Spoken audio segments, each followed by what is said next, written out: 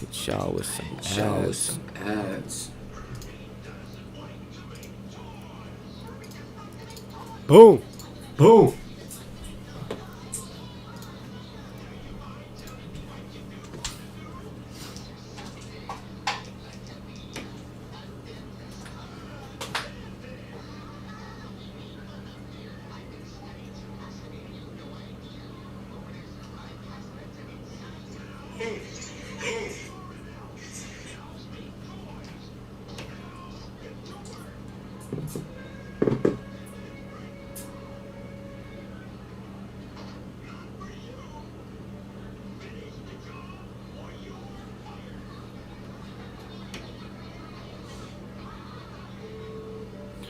I have DVR I have on. DVR on.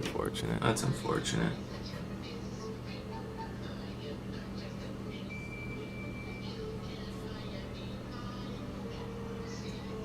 Yo. Yeah, I got DVR on.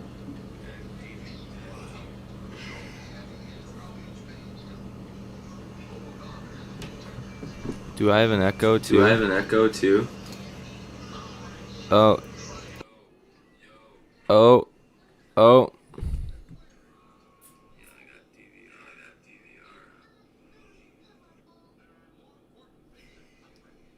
Wow, that was a terrible echo.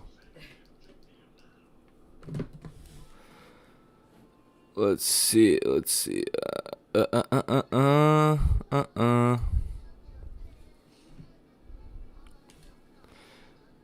Hold on just 1 second, guys.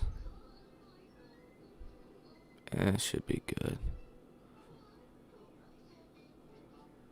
Yeah, I think I have DVR on. It's alright, though. How you guys doing? Echo should be gone, but DVR is a pain. It's fixed now. How you doing, Vanessa? We got a female in here already, I presume. That's incredible.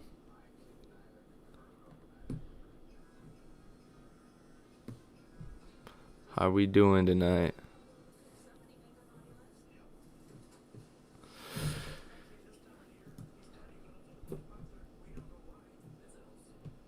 Everybody's probably enjoying their weekends.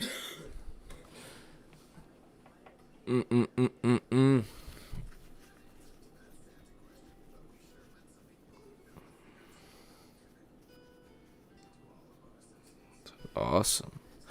Glad we're doing good. I'm glad we're doing good. Shoot. How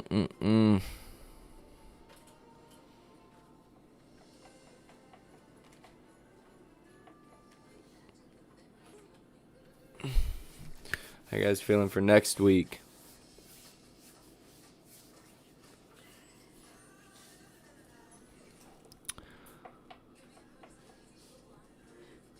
Oh yeah, only 4 people.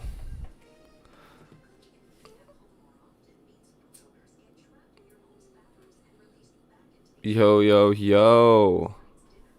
What's going on, brother?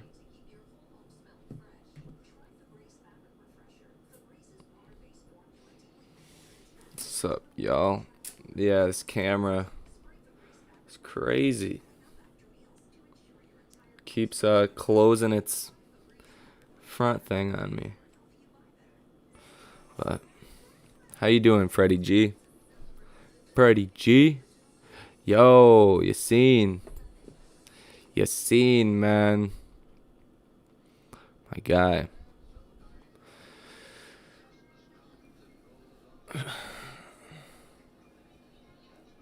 How we doing? What you guys doing today?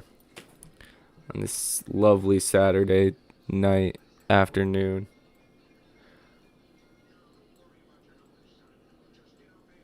Next week's going to be interesting. More news that's going to shake things up in our favor. Yeah, that's exactly what I think, too. I mean, next week, that's going to be the most important week since 2020. And 2020 was crazy. Like, if you guys weren't in the markets then, when the markets were just dying, like, there's fear everywhere. Everybody is fearful. I mean, it's exciting too, but you're obviously losing a lot of money during the moment.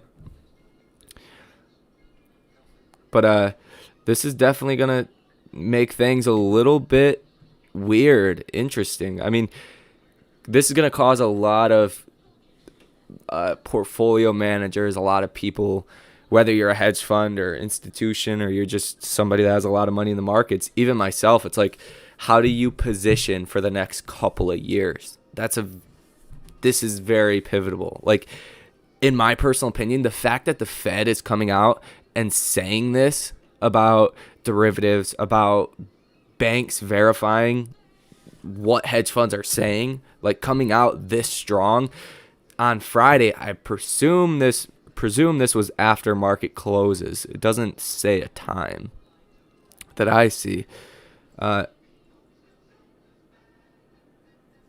It's just really interesting. Like, if the Fed announces they're going to raise rates, say 0.25%. Usually they do 0.25%. If they're going to raise rates 0.25% every quarter, that's usually how they do it.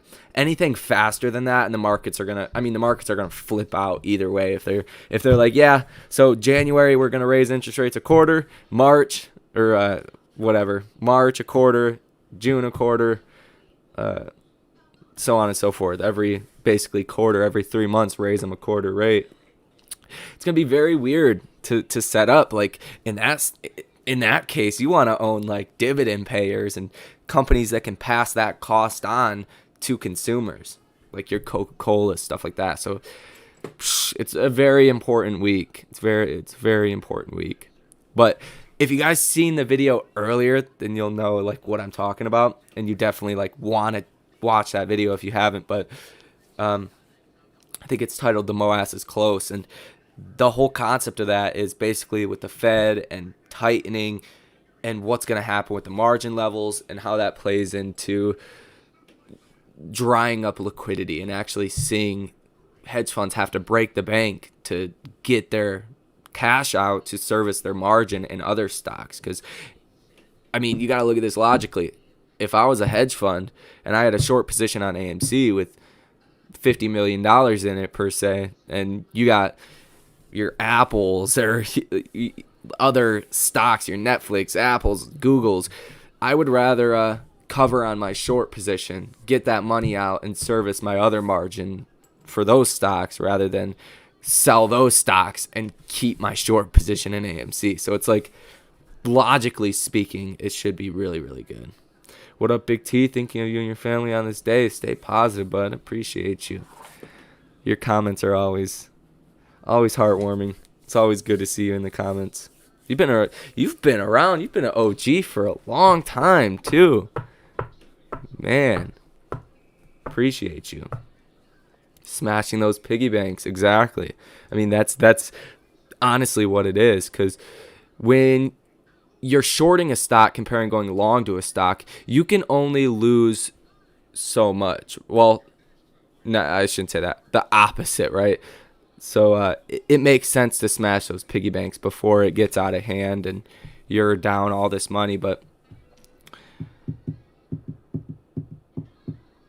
because you can only, what I was saying with that, you can only make so much shorting a stock, if that makes sense. The stock can only go to zero. If you're on the bad side of a short position, you can lose unlimited amounts of money. So once that does start to go against them in a big way, and they don't have billions of dollars. I mean, it's kind of crazy to look back and think we're all waiting for the short squeeze, but yet they have so much money outstanding. I used to talk about this a lot, that they just have too much money outstanding. Like, it doesn't matter if AMC went to $500 a share. We would all make good money, but that's not a lot of people's endpoints, and it's a self-fulfilling prophecy. But when you got, reverse repo markets have $1.5 trillion sitting in them. Like, there's too much money outstanding unless it dries up. So that's my whole thesis. And eventually, this week, we're going to get a glimpse into what's going to happen. Potentially have some big trades. I was looking at TLT puts.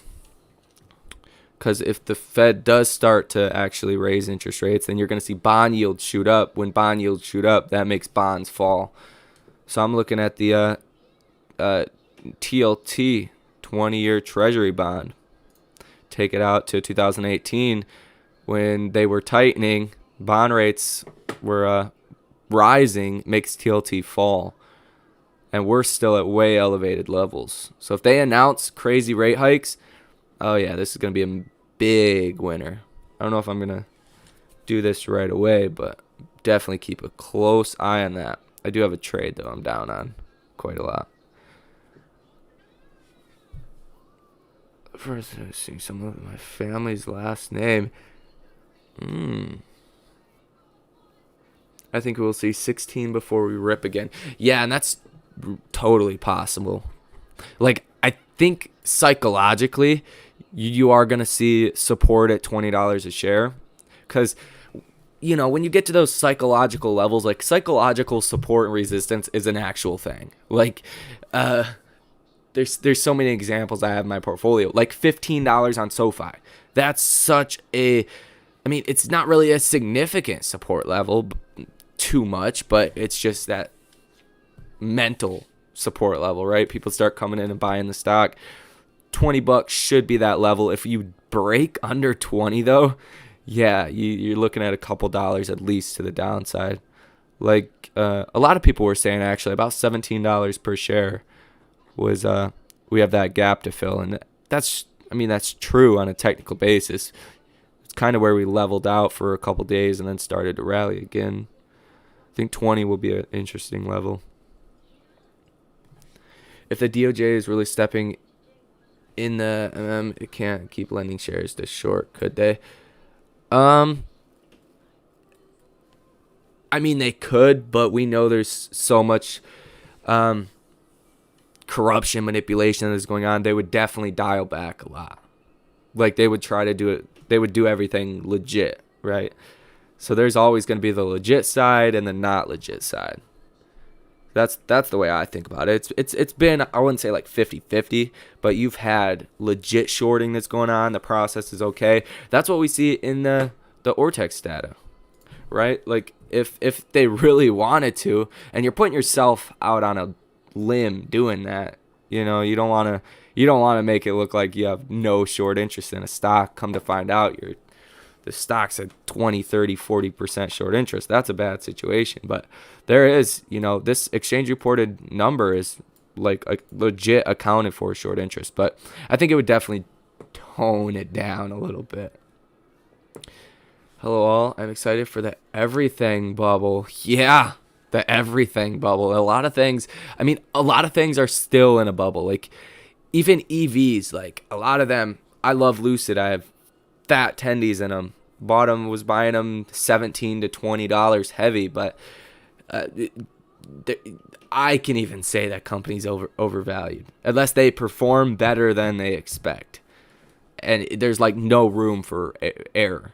Even like Apple is not as overvalued as other stocks, but Apple is severely overvalued. But wait, mark my words, guys. Mark my words on this. Like I called out in, I think the last two videos briefly. All of the money, all of the S&P 500's gains are in the top 10 stocks. Your Microsofts, Google, Apple, Amazon, all these companies are like what Cathie Woods calls like literally like cash cows, like just parked in these stocks for whatever reason. They're still growth stocks. They're still going to be hit more than your Dow stocks, more than your Coca-Cola, more than all this.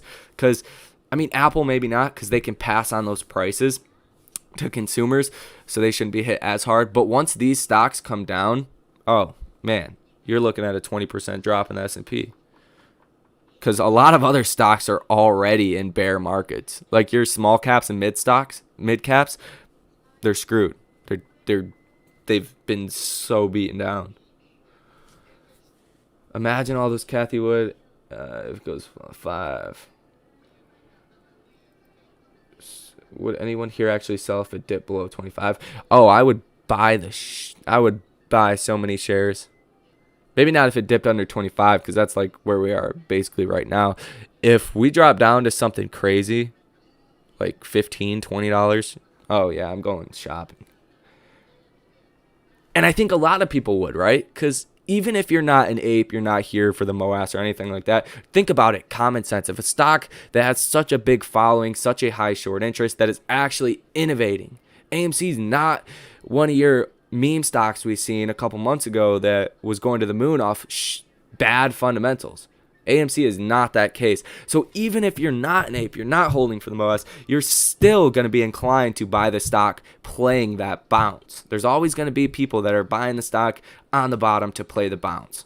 Like, thinking to myself, even if I wasn't like actually holding my shares for or whatever happens, I would want to play the bounce. Because, I mean, this thing could bounce 10%, 15%, 20% in one day. That's not a bad return. And what's your downside? Probably equivalent, 10-20% down on any given day. Risk to reward, it makes a lot of sense to even buy it at those prices. But what if institution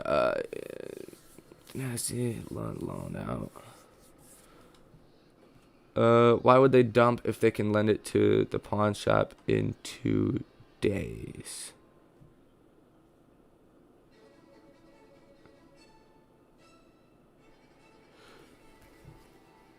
Sorry, I think I gotta sneeze. I'm not exactly sure what the pawn shop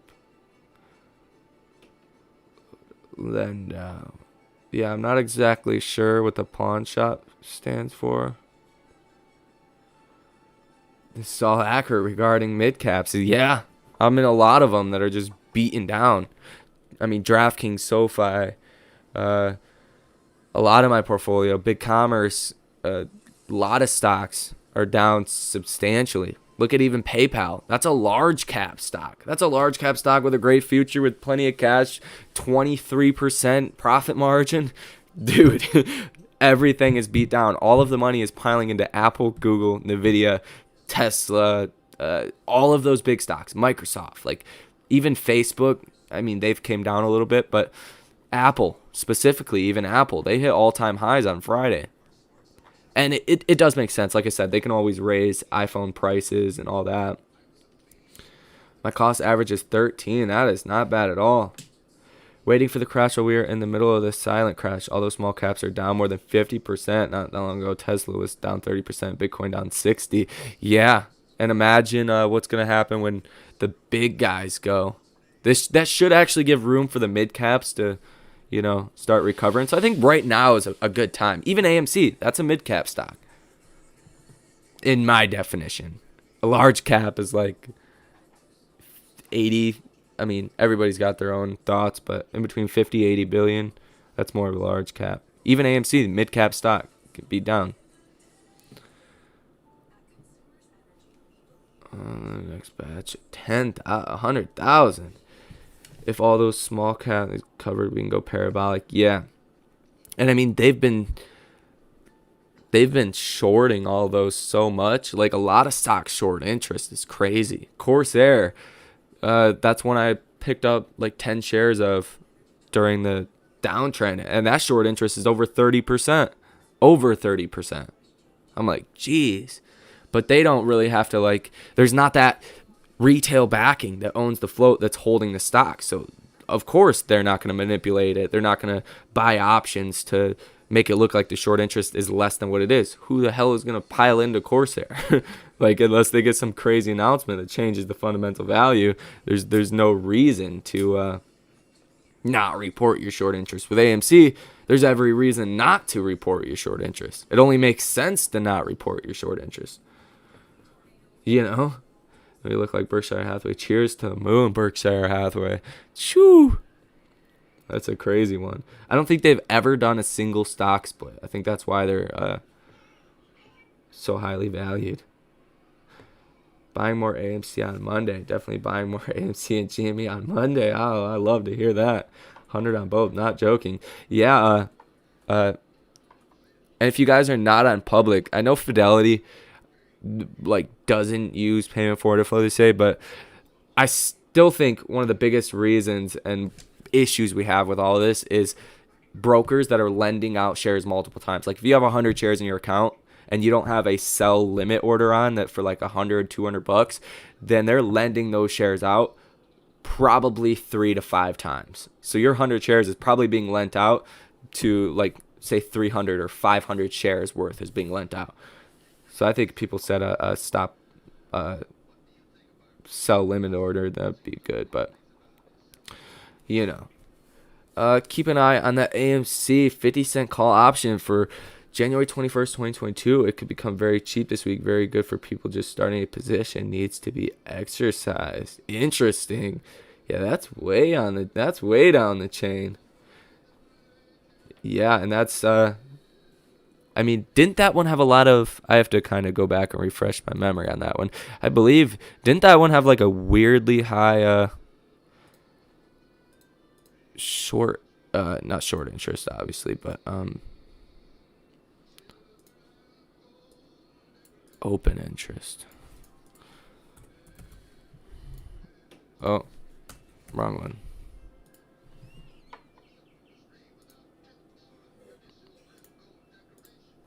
If I believe, right? Oh no, which one was I thought one of them had a really high. Am I tripping? Maybe I'm tripping. Or is it the put that had really high? Oh yeah, it was the put that had really high open interest, 24,000. Interesting. What is that? Yeah, that's $2,700, $2,600. Shoo.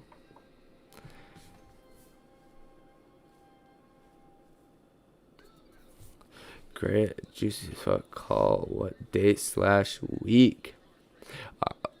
That 50-cent one he was talking about. It's gonna be, I certainly wouldn't buy it right now, but if you get that bottom, definitely could be good.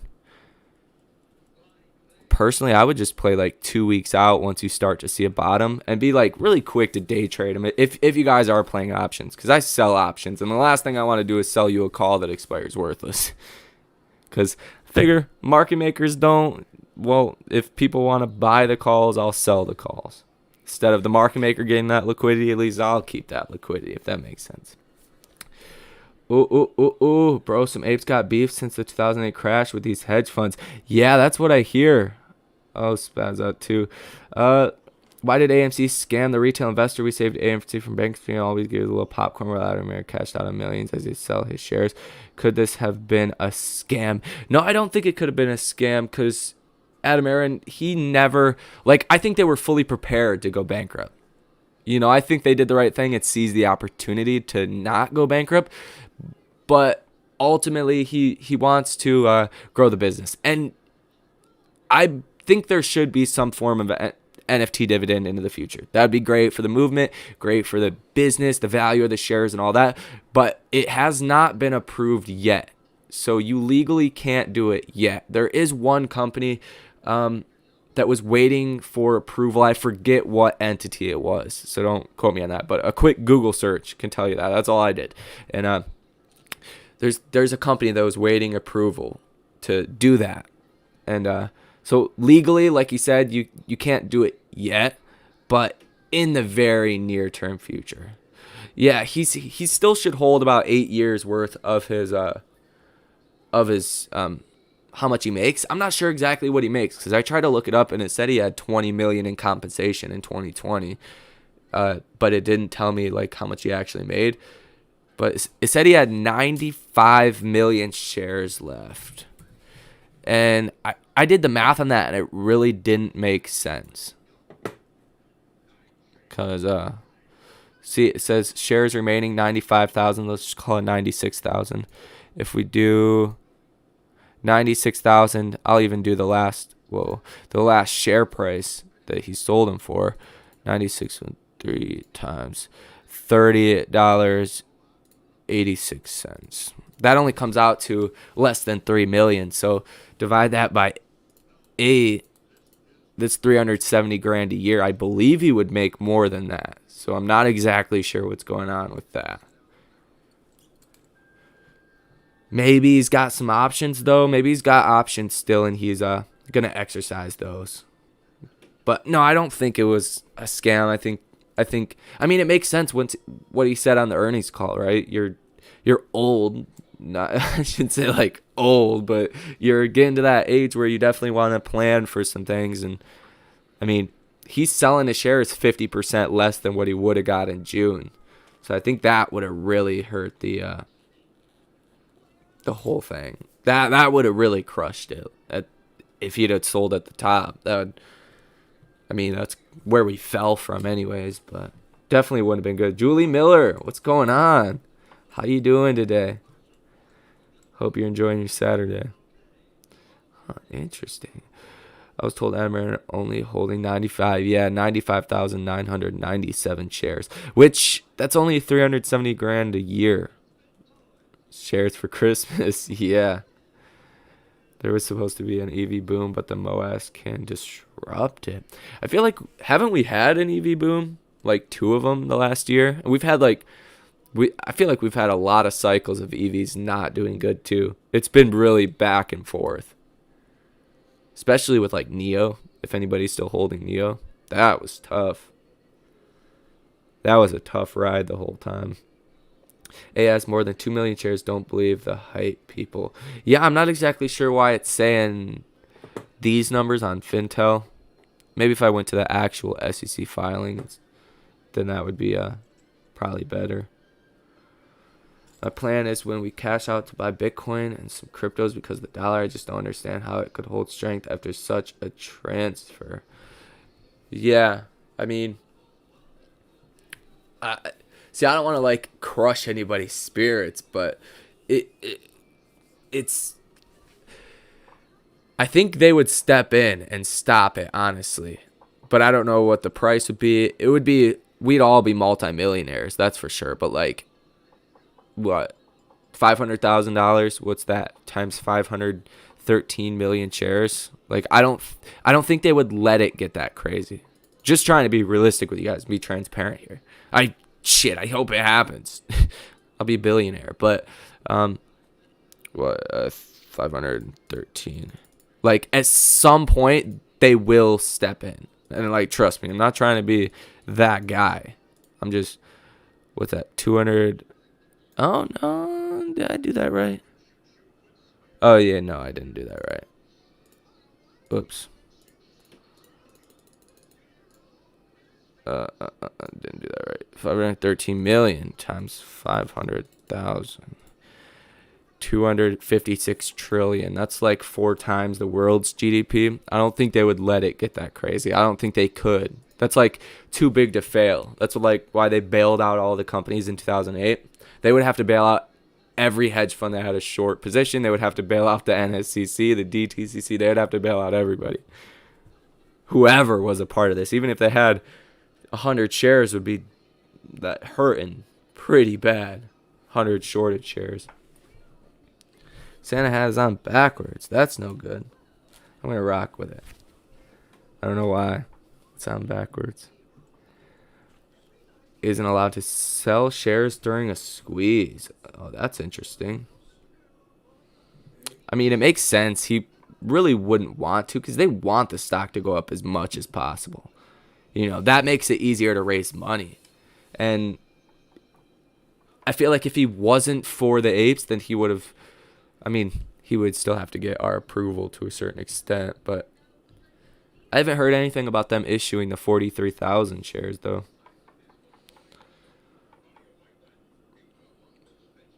If we see Warren Buffett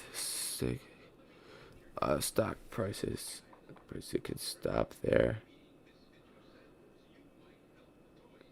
I mean, well, because you have to go off a market cap. So let's just Burke. I think it's Burke. What, Burke A? I'm not exactly sure. I look at it from time to time. But like the market cap, 647 billion. So the market cap of AMC would be 265 trillion. Like, so this market cap, like Berkshire, 435,000 a share is worth 5 times less than Apple at a $647 billion market cap and a $435,000 share, because share price is just determined off the market cap and the market cap's determined off how many shares are outstanding and what the price is. So Berkshire probably only has, what, rough math here, like a million and a half shares outstanding. Maybe I'm totally wrong on that rough calculation, but yeah, and I totally don't want to, like, I mean, anything, I've seen some crazy stuff happen, so anything is possible. Like, anything is possible, but triple that. KG is getting ready. Tell with their investors' money. That's why you hired a Secret Service agent. Think about it. That's a good one. I mean, if he's really 8-1 or even 7-1 leveraged, oh, he's hitting town. Once the market comes down, once everything's in the toilet, and that's exactly what happened. I hope everybody really watched the video earlier. Like, not just because I want you guys to watch any of the videos. Like, there's a direct correlation between the markets going down and the Fed raising rates. And once that happens, they don't have billions of dollars to put in their short positions. They have to break the piggy bank. They have to. They have no choice. Then at that point, that's when the MOAS happens. Just like Volkswagen, just like anything else. Like, if we would have got that popcorn catalyst, the announcement they were getting into popcorn when the markets were at the bottom, I guarantee that would have caused the MOAS. Or any of the countless catalysts we have got so far. Like, we've had a lot of good news. It hasn't translated into the price of the stock going up. It just hasn't. Because they have too much money. Why cover when you don't have to? You know? Which, you're crazy for betting against AMC. I don't care if I wasn't a part of the movement. Like, even Jim Cramer, and he's a half hater on AMC a lot of the times. He says don't bet against AMC. Like, you do not want to be bet against AMC. Oh, no better have Beyonce and Kim Kardashian talk about it. Their fan base make the stock go high just because of their names. Yeah, that'd be nice. Hello. I wish I could not say your name, but hello, brother. Would love to trade leverage on AMC or GME MOAS. Ooh, that would be spicy gains. It really would. It really would. I mean, leverage makes things great when you're on the winning side, but on the losing side, shoo, watch out. Like, because we only seen the short interest go from, 19% to 14% back in June. And during June, let's take a look at the markets in June. What were the markets doing in June? June 2021? I mean, they had come down just a little bit. That's like a 2% drop. Rough. Well, that happened in the beginning of June. So, yeah, it was like still going up during that whole situation with AMC. If the markets had been, say, down here, oh, yeah, we'd have went much higher. We'd have seen short interest probably drop to 4 or 5%. Share price would have been hundreds of dollars. Guaranteed. That's without a fact. If markets are up here, it's tough. We are going to be fucking rich. Yeah, and that's the thing. A lot of people don't really understand. Like, it's patience. Like, if you have conviction in your trade, I could blow any amount of money on AMC, honestly, and I would sleep just fine. Like, just fine. I wouldn't even look at it. That's what I do with the long-term stocks too, but you just have to have conviction in whatever you're doing. Like, you have to derive that conviction off of opinions, off of what you know, what you hear. But always take everything with a grain of salt, especially the negative stuff, because patience pays, and that's one thing I know is you can be in a stock for a year that you're down on, and then boom, it rallies 100%. You are grateful that you are still in that stock. That's not financial advice at all. I mean, you know, I wish this camera would stop doing that, though. It's like refreshing its lenses or something. Interesting. I did miss one of your messages, though. On the 12:13, we can make that 666. Let's make the beast awake. I am ready. Crazy lady trader. We're having more females come in the chat, too, over the last couple of chats. It's pretty cool. A lot of females don't want nothing to do with stocks. Gigi, I don't want my fake money, boss. Blunt's voice. Account's gonna look like a phone number. Oh man, bank accounts look like a phone number. That'd be nice. I'm putting half of it in dividend stocks. I'm gonna go crazy, reinvest in a bunch of real estate. Still get paid some millions every year for nothing. That was negative 500 for months. Then it all changed. Yep.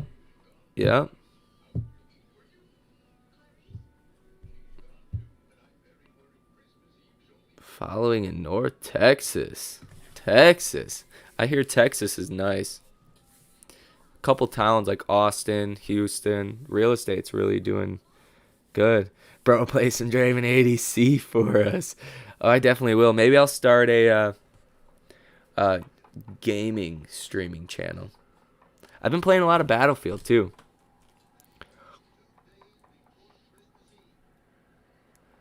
Can you do a TA for GameStop? I mean, I could do like a more simple one. See, that's the thing. Like technical analysis, there's a time and a stock for it. Like when you're in a technical breakout, that's very important to watch. But like with AMC this whole time, there's only 3 things that have even mattered at all with AMC technical analysis. And a lot of people get too carried away in it. We've got false breakout, and nothing happens. Even when it looks beautiful, just gorgeous technical setup, and nothing has ever happened. The only thing that matters is the moving averages, the volume, and the support and resistance. So that's really, what I like to focus on a lot. I have the moving averages up. Yikes. But I will take a look at it real quick. Whoops. What am I doing? Like, because you can get all crazy into the technical analysis, but if it doesn't hold up over time, one thing that has held up over time is the moving averages, support, resistance, and volume. That's AMC too. I just want to keep that one up. 50, 100 day. See, the range on GameStop is a lot tighter though.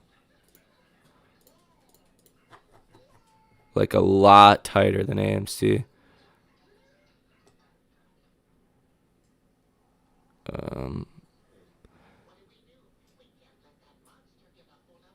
See, I mean, yeah, you're definitely looking at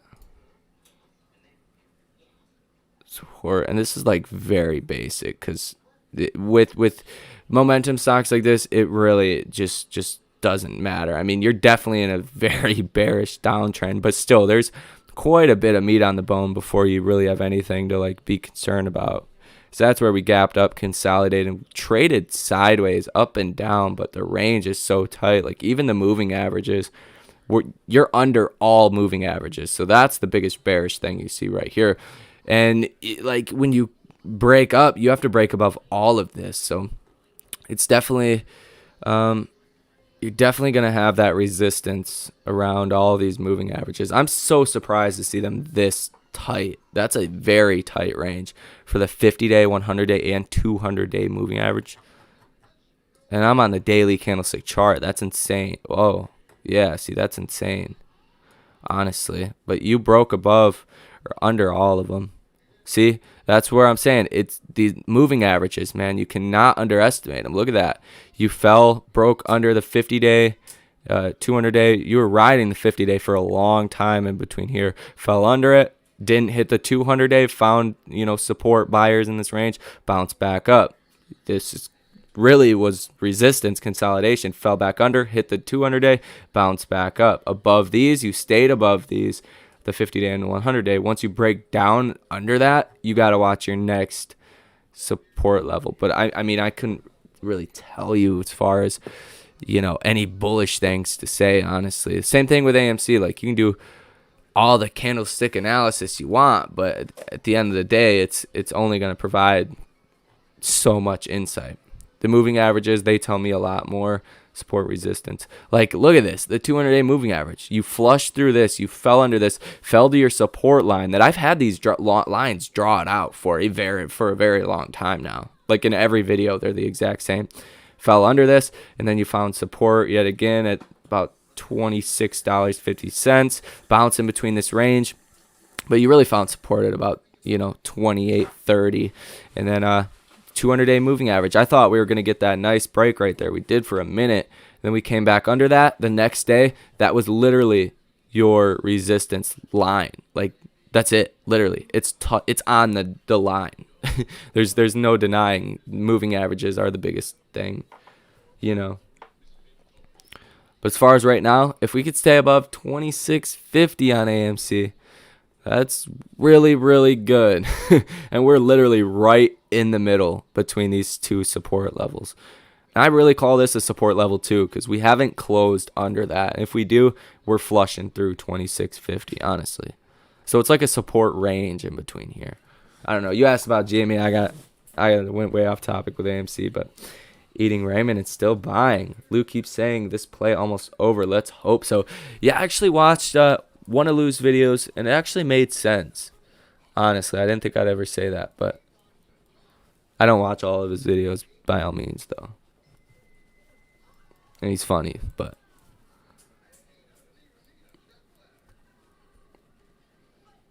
didn't sell it at 20. I'm considering a career switch for pole dancing. I then need fast money for these dips. I mean, honestly, get it however you can. I'm not the one that's going to say to shoot. I'll probably get demonetized if I keep talking. Keep some meat on the bones. Bull case, we bounce where we are now. Yeah, that's literally the bull case. Even we could come down a little bit, bounce off the 26.50 because we still have almost $1 to the downside before you break under that. But even if we do slightly break under that, I mean, I'm not concerned in general, to put it that way, but as long as we don't break under that and have a clean, just 2-day break under that, then we should be pretty good. But like I said, if it falls to 20.15 or whatever other price, I'm going to go shopping. And I think a lot of people will too. Like I said earlier, I think it's common sense once a stock falls this much with a backing this strong. Even if you're not an ape, you're probably going to buy some shares to play that bounce. I feel like they'll take it to 6. Ooh. I just bought 10 AMC shares from this guy. 7-Eleven says he's good for it. Yeah. I would definitely trust him. I feel like they will take the 6. As they did when it first broke 20, and then the buy button was taken out after 3.5 months. The stock was dancing under $5 to $6. Yeah, and I think that, I mean, anything's possible, the upside or the downside. I think there's one big difference, though, from then to now. I think there's a lot more core investors that were in this, because a lot of people throughout this whole time, this is something I talked about a lot more, in between these ups and downs, you've seen, I would even say 50% traders, 50% just holders, or maybe not that high of a ratio, maybe 25% traders, and the rest were holders, just buying and holding no matter what happened. We've got a lot of those people out, so I think a lot of people now are just mainly holding the stock. And back here, when all this happened, there wasn't that group of investors, definitely not the size of it is now, that we're going to be able to hold up the price. I think that's why we've held up so high in GameStop and AMC and other stocks, meme stocks. I can't think of one other meme stock that is actually, not at all-time highs per se, but have actually held up from those levels before they seen the squeeze. Like everything else is like a shoot up, straight back down. 10x or 1,000x worse. Oh yeah, at least. Like a 10x, like that is your bare minimum in my opinion. That's what we've seen, 10x back here and a 10x right here. From $1.91 to $20, $19.10. That was a 10x. And then back here was about a 10x from about $8 to 80 almost. So I think it's really good. I think that's like bare minimum. That's bare minimum in my opinion. I don't think a lot of people would sell at that price too, so I think you'd continue to go higher. I'm addicted to AMC. There we go. Kind of like Draven's. All the hedgies will get hit once, and out of nowhere they'll get hit twice for the kill. Oh yeah, that's great. That's great. I love, for whatever reason, just sending it across the map. I think one time I got a triple just off a team fight that I wasn't in. Launch that sucker. Yeah, I have like 300,000 mastery with him, so I play him a lot. I should understand there will be against share dilution to push this under 5. Yeah, if there is share dilution, that's not good. But it depends on what the shares get bought for, though. You know, if they do it at the market, if they do a shelf offering, I doubt they'll do like bonds and or notes. But I mean, if they did an offering, say $25 per share, and institutional investors bought that, that'd be really good. I don't think they would do that though. But that would be a really good sign, actually.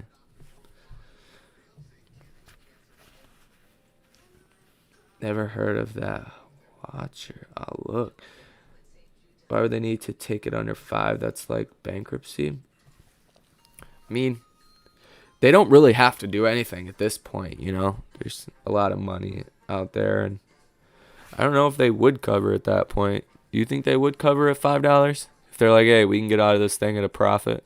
I think it's more egotistical at this point, because they could cover at any time. They have plenty of money. It would hardly dent the balance sheet. I think they won't cover until AMC goes bankrupt, honestly, or they're forced out of their positions due to external factors like the market selling off. How many shares does Adam Aaron want to sell? What the fuck, man? This is a record year of hedge funds, or not hedge funds, but companies, insider CEOs selling shares. This is a record year by far. Elon sold $10 billion worth. What's his name? Amazon guy. Jeff Bezos. Amazon guy. Jeff Bezos sold $10 billion in stock. Lot of companies have CEOs have sold. Not saying he should have, but I understand why he is. I could say you never know what's gonna happen when you're pushing 70. You know. I don't think in the grand scope of the trade it'll hurt too much. Go bankrupt if it went to $5. How can they cover if we don't sell? Well, that's like what the market makers are for, right? Is to provide that liquidity. So that's where they can do like naked shorting. They can issue those IOUs. That's really what a market maker is for, to provide that liquidity. So there's always, you can always buy, you can always sell, because that's what happened. If you guys have not watched, definitely, I mean, I'm sure you guys are into nerdy things like that, like me. Look up on YouTube the 2008 or 82 flash crash. Hold on, 1982 flash crash. I'll show you the exact video to watch. It's like an hour long. I watched it not too long ago. Or 83, 29. No, it's not the 29 one. I believe it's the 83 or 87 right here. I just watched the whole thing like a week ago. 43 minutes long. You do they basically go over how liquidity dried up, and people basically the prime brokers at the time, they were the ones that finally stepped in at the bottom of the market after the markets had dropped 22% a single day and kept going down. They finally stepped in and started buying stock so people could sell, and then it finally started to rebound. But that's why a market maker is there, to provide liquidity any way they have to, you know. Interesting. Very interesting video if you guys have not seen those. Thanks for answering, man. Yeah, but you know, I think you'd have to see a lot of covering to do that to that extent, and it would definitely have an impact to the price. You know, like I don't think they could just cover and we wouldn't know. Like 3 months from now, stock's trading sideways and the short interest is gone. I don't think that like could possibly be the case at all. Like that's not even a possibility in my mind. 20 to 30 billion synthetics will take time to process. Yeah. Dude, tell me something good. Oh, I'm so in the red and not feeling great about the week ahead. Give me some good news. Damn it. Honestly, I wish I could like I feel bad because I wouldn't say clickbaited anyone. Like I always provide due diligence and the thought process behind any title or thumbnail. Some people just try to just tug at heartstrings and try to get people like, I don't know, $10,000 next week. Like, I don't know. Really, I don't know. Kind of irritates me, but there's good news. In the sense of the Fed and what that's going to happen to the overall market. Short term, not very much good news to go over as far as the share price. But once the Fed comes out, I think they're going to actually announce an interest rate increase the next meeting. Or they're going to at least say that they're going to, or speak very hawkish. Because there's no way they can't. Like, dude, if you guys have not seen the last video, trust me, check it out. Do I not have? Oh, I don't even have it up. But the inflation rate in the 80s was, I'll just pull it up. Because there's a lot of things that you guys can learn from this. If you guys have not seen the video. Federal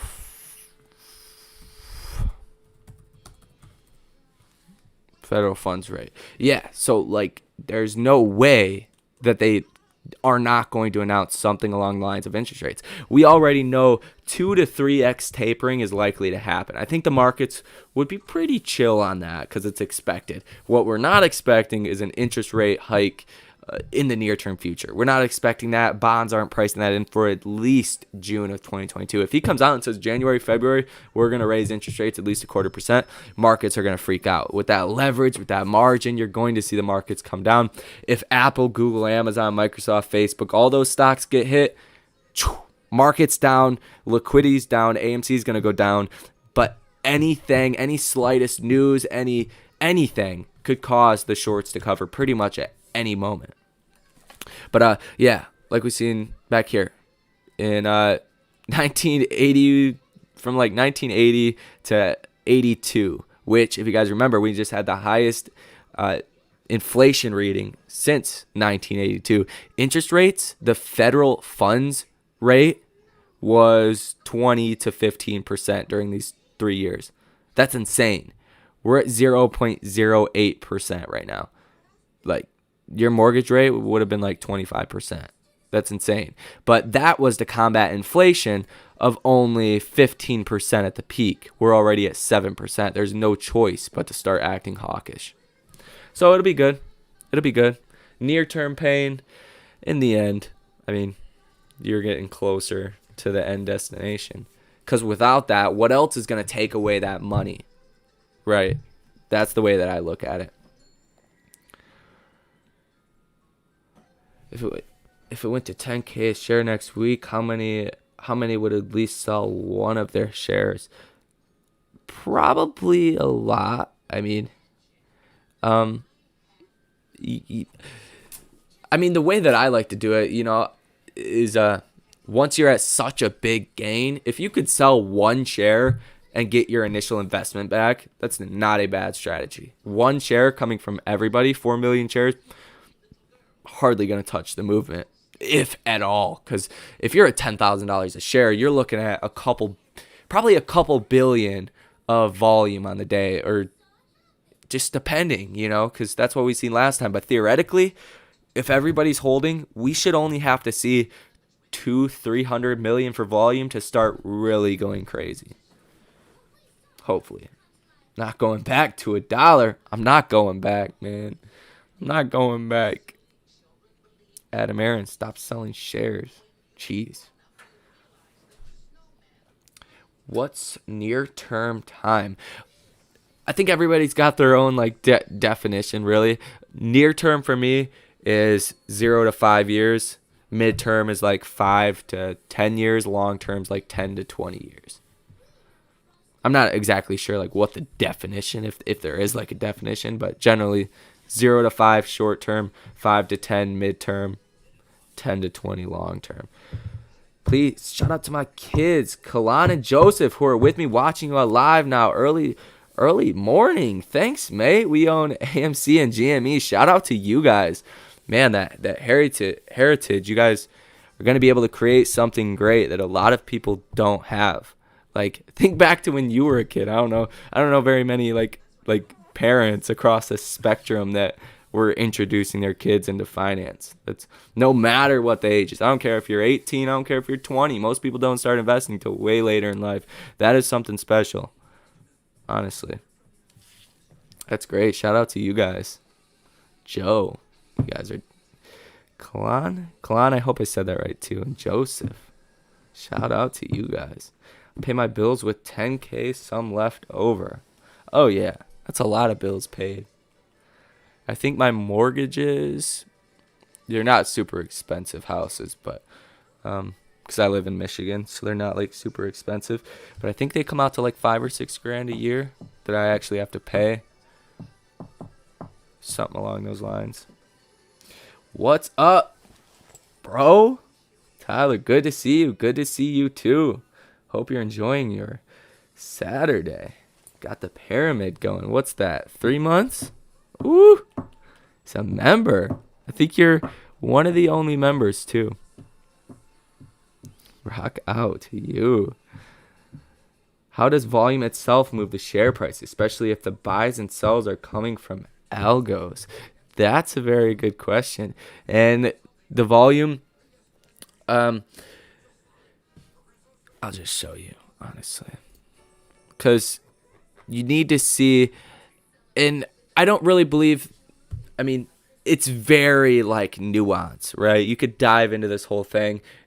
It's going to vary from situation. It's just from situation to situation. But algos more or less determine the price. So let's say you have earnings in after hours on any company. You'll see 100,000 for volume traded on the 15-minute candle, and a normal 15-minute candle, say, is 5 million volume traded. That 100 million in volume is coming in, and the trading algorithms are trying to price in what's going to happen with the move, where people are going to start buying and selling stock. That's with short ladder attacks too.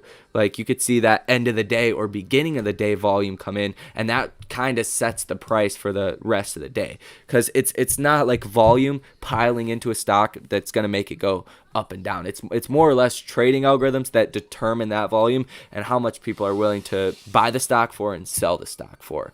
And that's the best just example I can give it is earnings and after hours. Just nothing for volume basically, but the stock will move 20%, 5, 10%, 20%, sometimes more than that on very low volume. So it's market makers' algorithms trying to price in what's going to happen. And they ultimately set, at least for most part, set the prices when there's lack of volatility, lack of volume. But yeah, it just depends, because if there's a 1-to-1 ratio of buyers to sellers, the stock can still go up or down a lot. It's just how fast are people trying to buy the stock? How much are they willing to outbid other people, essentially? And on the downside, it's how many people are trying to sell how fast for the cheapest price. Would you say that we are considered to be in an overall downtrend? If we are, what would it take to break out of it? I think we're definitely in a consolidated downtrend. This is obvious, on a normal technical standard, this is not a good sign because we came down, hit these levels, and we also did have big swings and recovered a lot. So that's good. But if you see the solid candle formations, we did bounce up, not nearly to where we were, not even halfway. And then we did come back down. If you guys look just very closely, you could see these bottom wicks, which is obviously we've tested these levels, found support, bounced back up. But on the solid candlestick line, we are less than where we have been at on any other solid candlestick, right? So if we draw the line, it's probably easier to see. And then I'll answer the other question. See, so this is the solid. This is like, where we closed at. This is under what we have been at with these wicks intraday. So it's definitely not the greatest sign. But what could reverse it? Right now, overall market rally was probably the only thing that would, or some kind of good news, a fund takes a stake, something along those lines. But I think it will take a minute to actually develop into the MOAS. Like, I don't expect just a straight downtrend, I don't expect. Honestly, I don't think we're going under $20 per share. Honest to God, if I were to put my bets on it, we're not going under $20 a share. If I were to make a bet on it. But, anything's possible. So I wouldn't really want to make a bet on it. Under 15 would be crazy. That's crazy. Chart is still bullish on the bullish. We got a bullish flag. Who are the trading algos trading against it? Is it one fund trade algo trading with another fund's algo? If that's the case, aren't they technically working together? If so, can we all buy? Yeah, it's basically like trading algorithms just providing liquidity. So they are all supposed to help each other. They're not supposed to front run or anything like that. They're supposed to help each other and just provide that liquidity. So it shouldn't be them working together or anything like that. But I mean, there's so much that goes on every day with the broad market that if there was shady stuff going on, I don't think they would really catch it unless it was on a mass scale.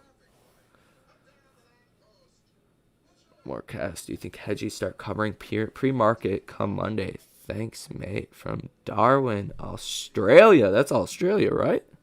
Wow. You guys are in Australia. That's incredible. I always want to go to Australia, but as you start covering pre-market come Monday, depending on, I don't think so. I actually think we're going to see a bounce on Monday. Tuesday, we're going to get, no, we don't get anything on Tuesday. Coming on Wednesday, we have the announcements from the Fed meeting from Jay Powell when he talks. So that's really going to set the stage. I think it's going to be pretty docile until then.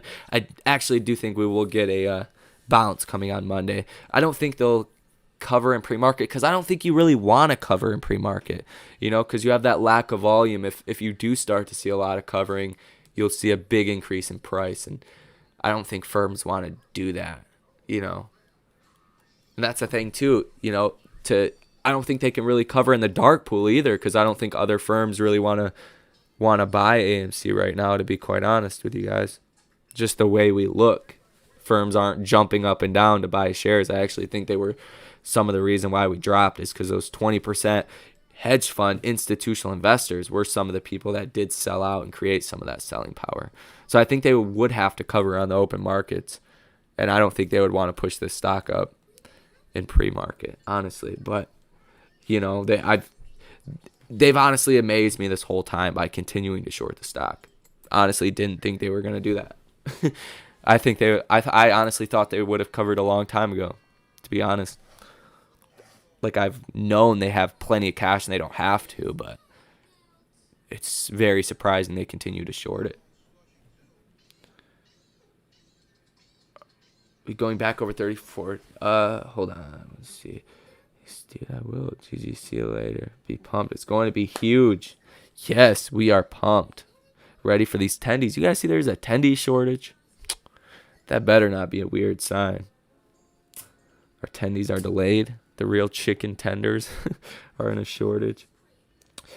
We're going back on back over $34 next week. If the Fed comes out and he's very dovish and he's not freaking out about raising interest rates and inflation and all that, then I definitely think we're going to see a major bounce. Because negative beta, all that worked for a while and then it just stopped working. like it stopped working. And it did work for a while. But if we see an overall market rally, then I think AMC is definitely going back to that $35 level, going to retest that. And the moving average is the real like resistance that we're going to have to see after the 200-day, which is $31.83 per share. It's going to be about $35 per share. I don't think that'll be too hard to break out above. The 50-day and the 100-day are going to be harder, and that's at about 38.51 and 37.41. But yeah, it's definitely possible to see a big bounce.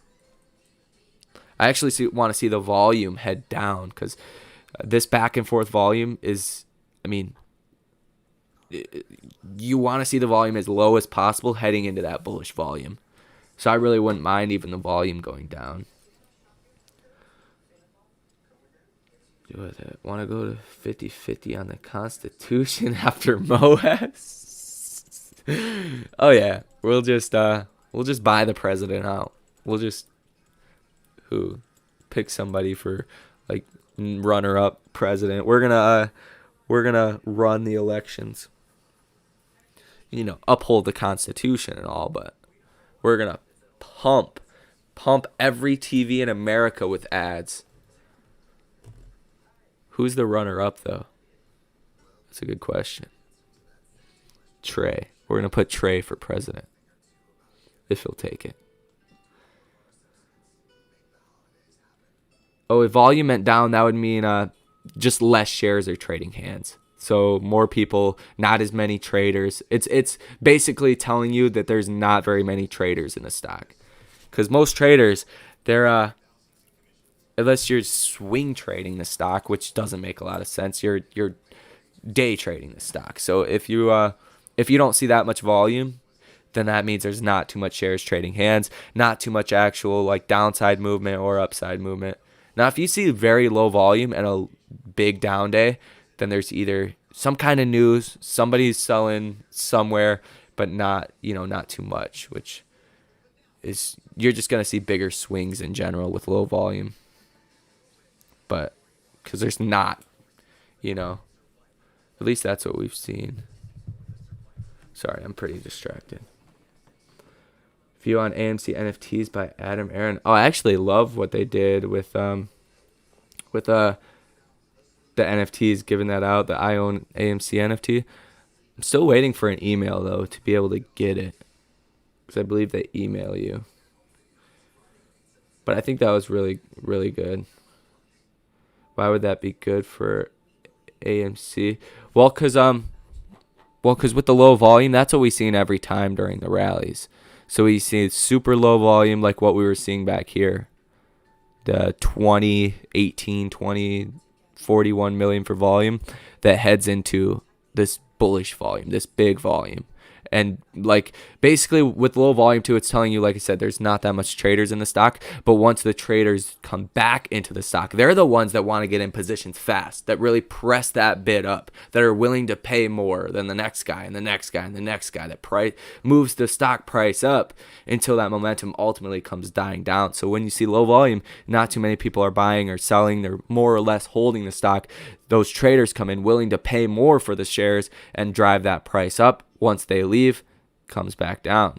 But you've seen a same thing back here. Super low volume, 15.6 million shares traded hands on May 5th. Less than 1 month later, we went up 10x, and the volume increased like I'm not that good with math, like 70x. So you see a lot more traders come in after that, and push the share price up and up and up. But I think a lot of traders, even people that were trading the stock, were like, hey, I see more ahead on, basically became an ape after this. And that's why we see the price that is pretty much leveled out with bouts of traders, right? Going from 28 to 53, that was some trading activity in there.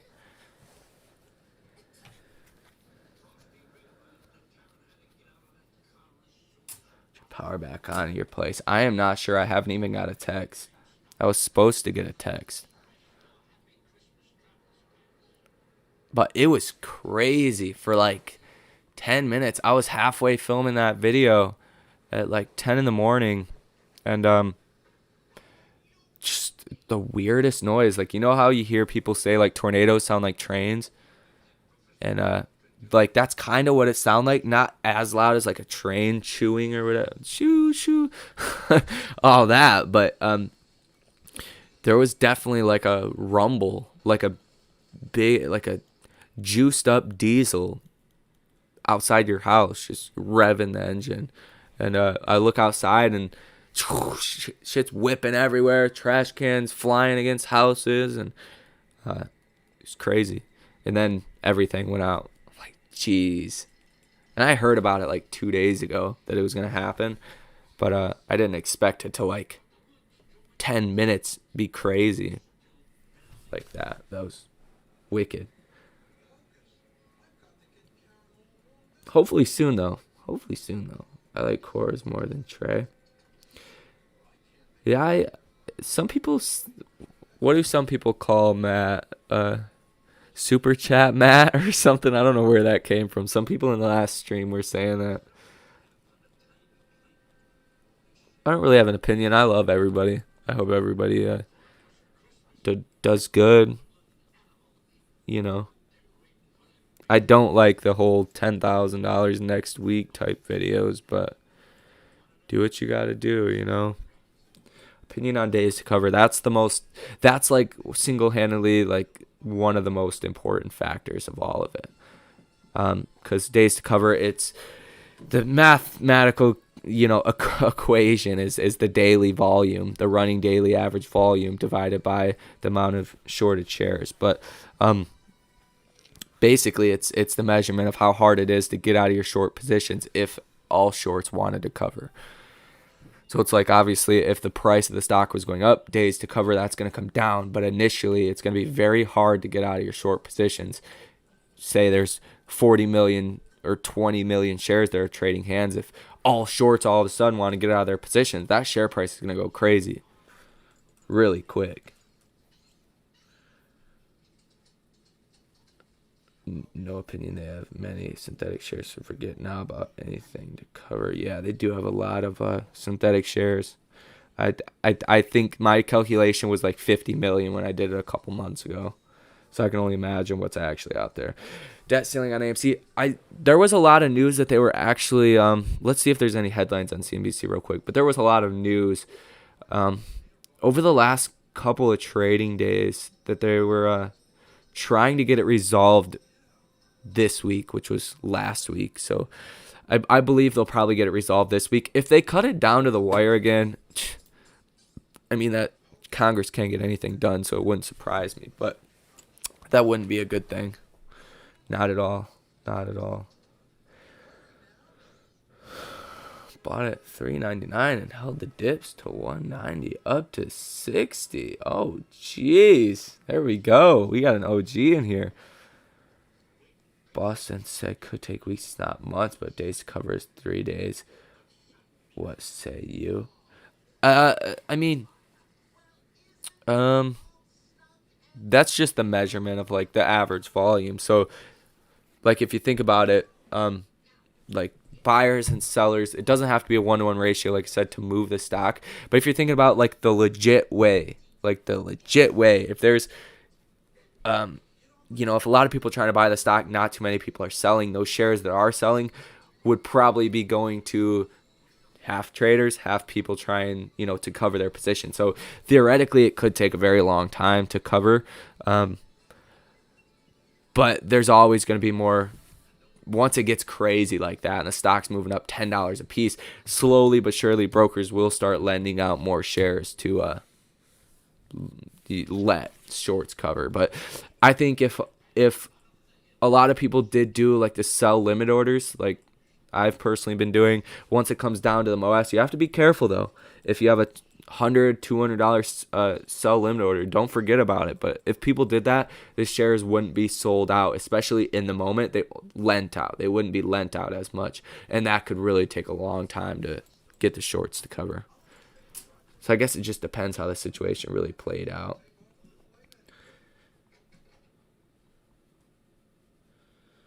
Freaking love Matt. Why so many people are angry about him giving Dovey a serious shot? See the talent and do it and deserves all his success. Yeah, I honestly have no problem with him. You know, I think I think super chats are fine. You know, with or without them, streams don't pay you like anything, so it's like you're doing it. Well, super chats make streams worth it. Like I don't stream because it makes money. You know, I stream because I like talking to you guys.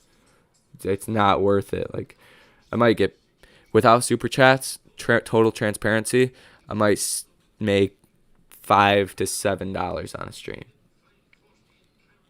which is, for 2-3 hours is not worth it by anybody's standards of valuing your time, unless you enjoy it. So super chats, makes it worth it to stream.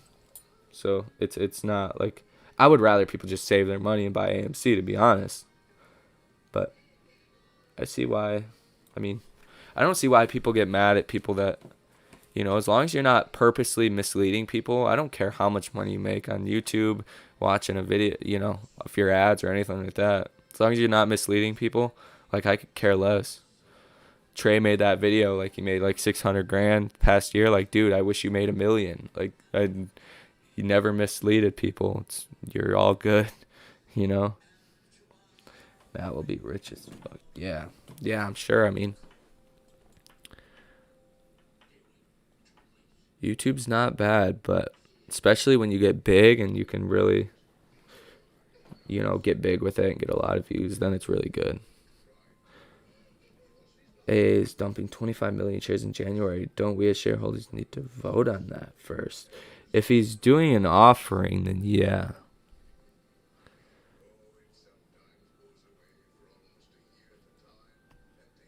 If he's dumping 25 million shares.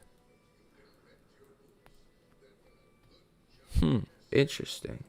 When is AMC 100? Hopefully tomorrow. Beer on me, Rhode Island. Appreciate you, brother. You rock. Cheers to that.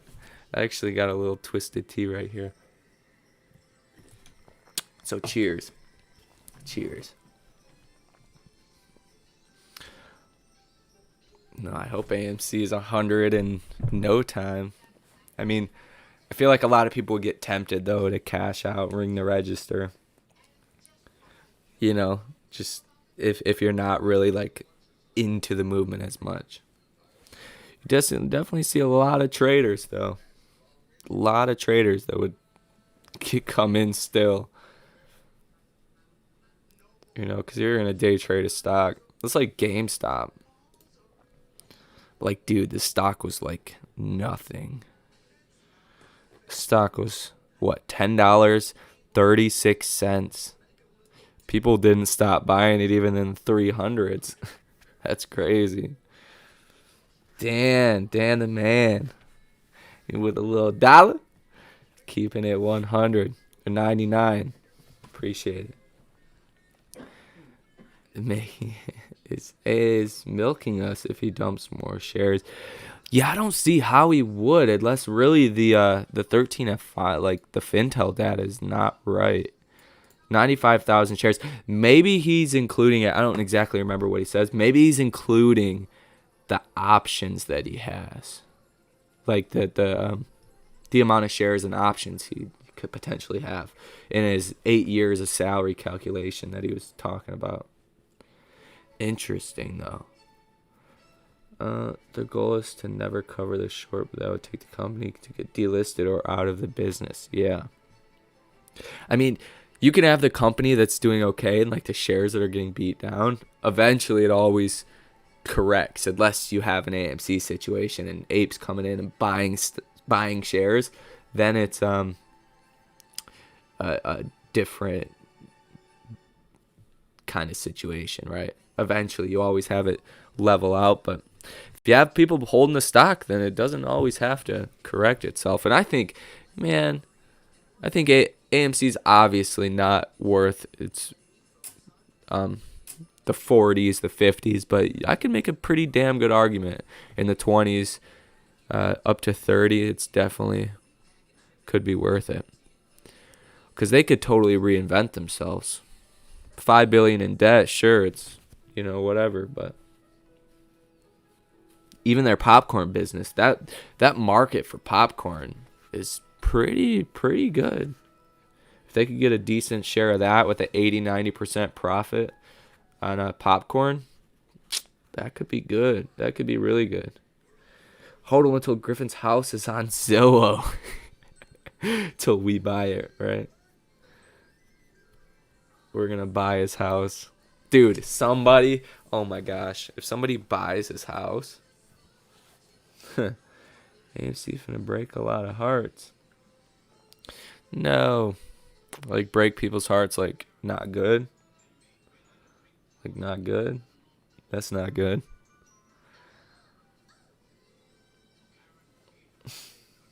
Or a lot of hedge funds' hearts.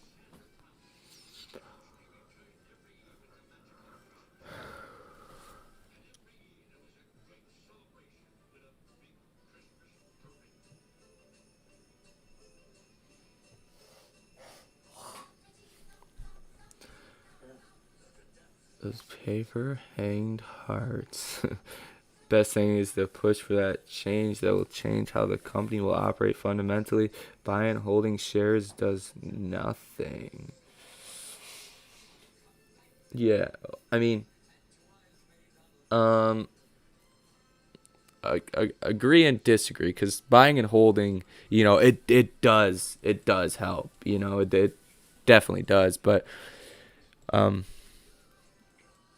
over the longer term, if we're talking years, then it's not going to be as effective. It's just holding the stock.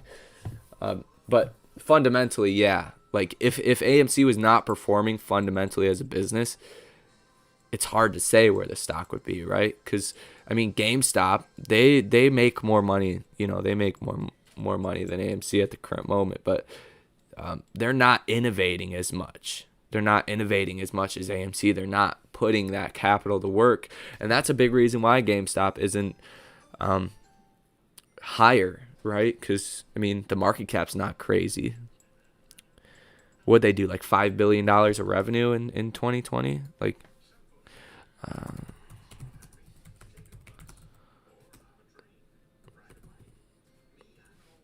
I should do 2021. The second quarter of fiscal.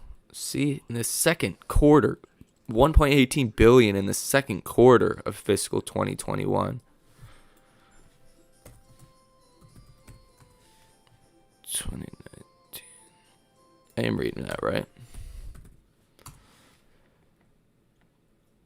See, revenue in 2020 still $6.4 billion. 2021 estimated at about $5 billion. Not bad numbers. I mean, they are going down every year, but at the same time, it's they're not innovating. They're not putting their capital to work. Like, that's a big thing that I hear everywhere is people are disappointed Ryan Cohen hasn't done any big initiative yet to really change things. There are AMC executives who sold everything if AMC was going higher in the near future. Why would an executive unload every single share?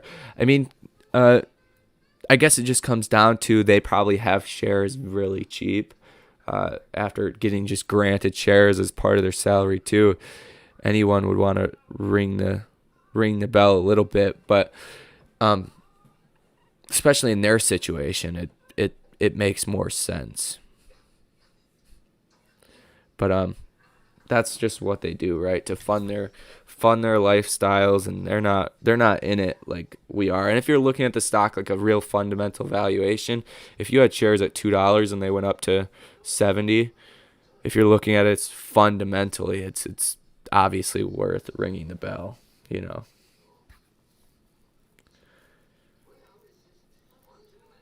But I think Adam Aaron has done really good, besides obviously crushing everybody's hopes and dreams of NFT dividend and everything else. 500 a share tops. If we're lucky, you keep holding the bag. Yeah, and I do think it's a self-fulfilling prophecy. If I think people would start to somewhat ring the register at that point once they do see those those gains. I mean, that's an incredible gain. Oh. See you soon, bro. Stay safe. Hope everything works out well so you can go back to your place. Be safe, brother. You too. Appreciate you, man. You really support. I appreciate you. Thank you. You too. Enjoy the rest of your night and your weekend.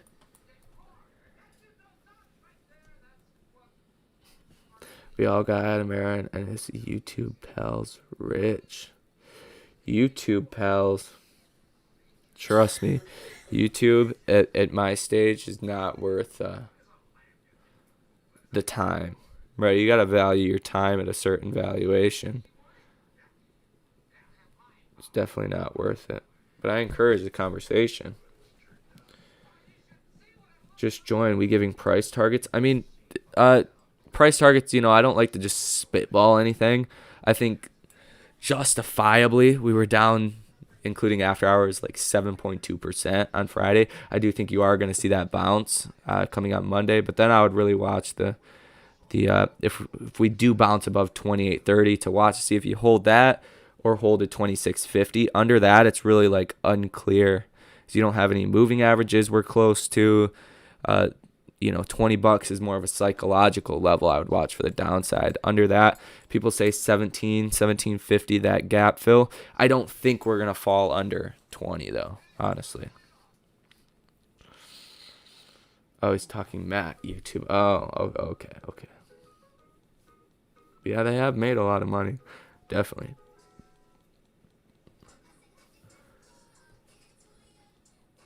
Yeah, you go down to 20. Yeah, I really don't think so either. Like, man, go under 20. That's going to be crazy.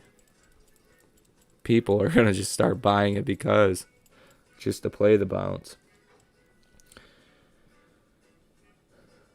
You should bank from the AMC stream every morning. Yeah, I need to get on there and look. Because I don't know, like, how many super chats he gets or anything like that.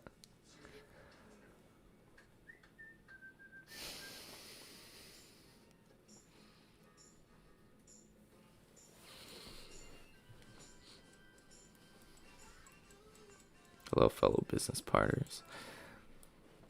Do you think the DOJ gonna help just like the SEC? I think it could give us more insight into what's going on. I don't think they're really gonna like help us per se. They just SEC, DOJ. They just want to make the markets credible. If there's anything that's gonna make the markets not credible, they're gonna want to address that. Enjoy the live stream, brother. Enjoy your weekend. You got a new sub. Appreciate you. Yeah, if you guys haven't, feel free. If you guys don't want to, don't have to. But like the video. Hope it dips below 20. Shit, too expensive at 40. Yeah, dude. When I was buying shares in the 40 range, it's like, man, $40 is a share. Not too long ago, that would get you like, 8 shares at $5? Even at 10, imagine that, how many more shares you'd be able to buy for the same amount.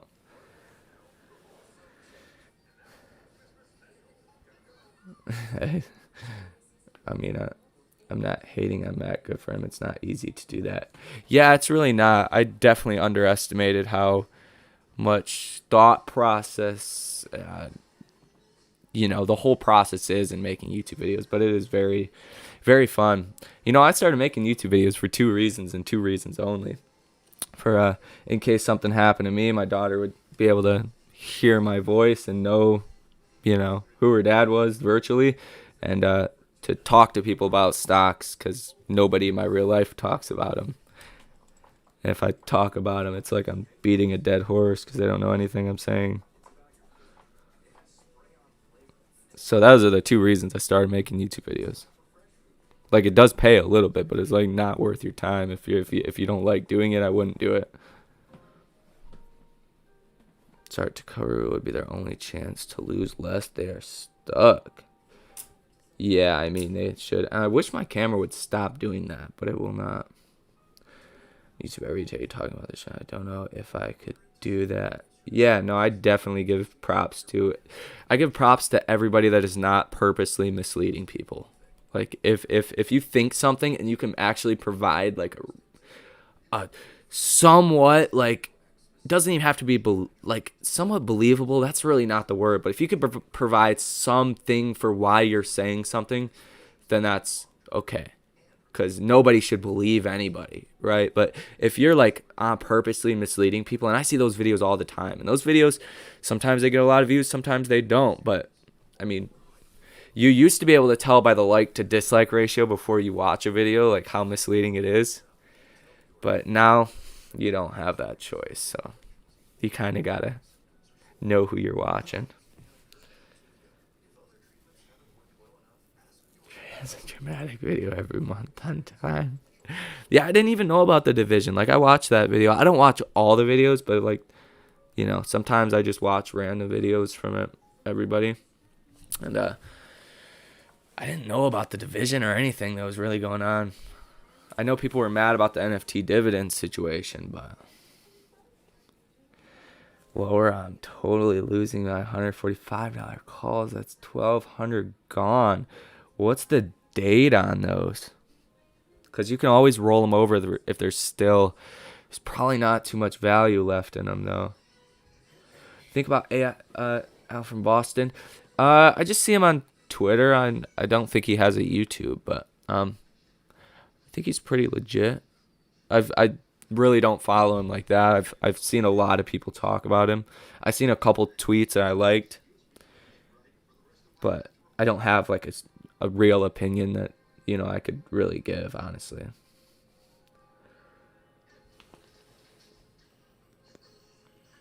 Just want to see the Matrix when it comes out. Ooh, I would honestly love to. I'm not sure when it comes out. The Spider-Man looks cool too. The dividend would be nice. Matrix. Yeah, I watched the old Matrix. I think it's just called Matrix. I don't know if this is like a remake or anything, but that was good. The old one.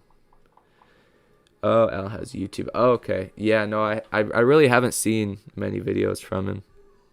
Somebody else was talking about him in the live stream a couple days ago, like a week ago, and I said I was going to check him out, but I just totally forgot, honestly. Al seems genuine. Yeah, I think, sometimes it's hard to tell who is and who isn't genuine. I think you just got to take everything at face value. But it's cool though. I like getting different opinions. Even people that make FUD videos, it's like, I appreciate the opinion. Because that's what I do. Like, I'll watch Meet Kevin. I'll watch Trading Fraternity. I'll watch a couple other, like, AMC dudes, like, bearish and bullish. Like, people that are negative and positive. Or, like, what's his name? Ramsey. What's his name? Dave Ramsey. He's, I don't believe in his be safe road to wealth. Have $3 million by the time you're 70. That's okay, but you can do a lot better than that if you know how to do it safely. But I still watch some of his videos because I like to figure out where I can improve off what I don't believe in, if that makes sense. So I think everybody's good and bad, honestly.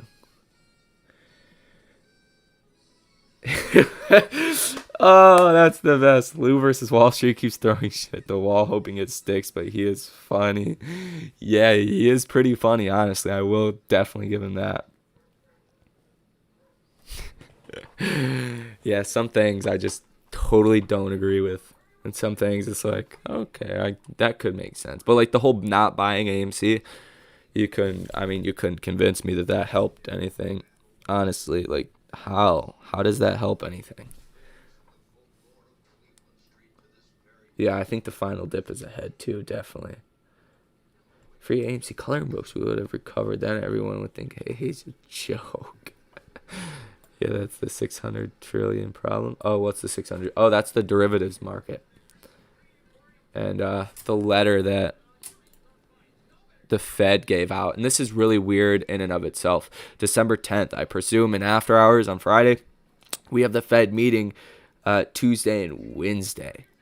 So they're basically to sum this all up, they're trying to make sure that big banks with a lot of derivative exposure and different loans out to hedge funds are not just giving these loans out without verifying anything. They want these banks to verify things, reminding them that basically to verify everything. And if, it says a couple interesting things in here too, that like basically for the banks to be able to look at exactly what the firms are invested in. If they won't do that, then they shouldn't lend to them, and just trying to make sure the banks aren't in a bad situation heading into the Fed meeting. And I think if you're doing that, then you're obviously gonna be pretty hawkish on the marketplace, because that derivative exposure, if it's even offsetted, say $600 trillion offsetted 1 or 2% on the loss side, that's a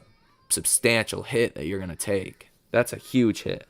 So there's like no room for error when you're talking about big banks and derivative exposures and all that. So the last thing we need is a financial meltdown. Oh God, we're screwed. Hyperinflation's coming at that point. Well, not necessarily. We go through a deflation until an ultimate inflation once everything recovered.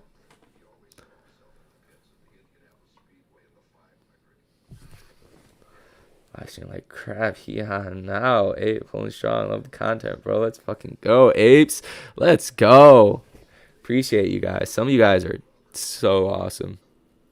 Like it's very inspiring to see what you guys will do later on too. Like imagine how many people in 2020 got into investing. Now their kids are gonna have long terms. They're gonna have the knowledge. They don't teach this stuff in school. Like it's great. It's so cool to see what happened throughout 2020.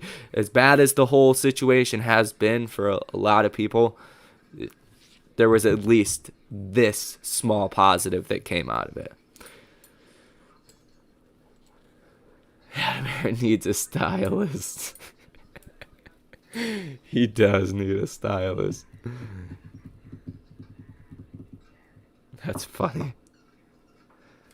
Hyperinflation, when the money that we will get is transferred from the rich, is going to be printed.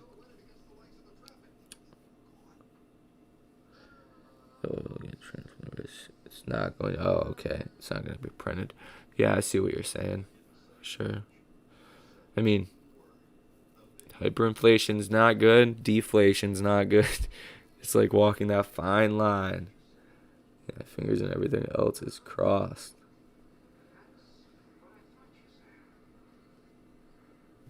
Yeah, I think they'll definitely raise the debt ceiling. We have the last I knew, December 21st through January 28th is the period that we could default in.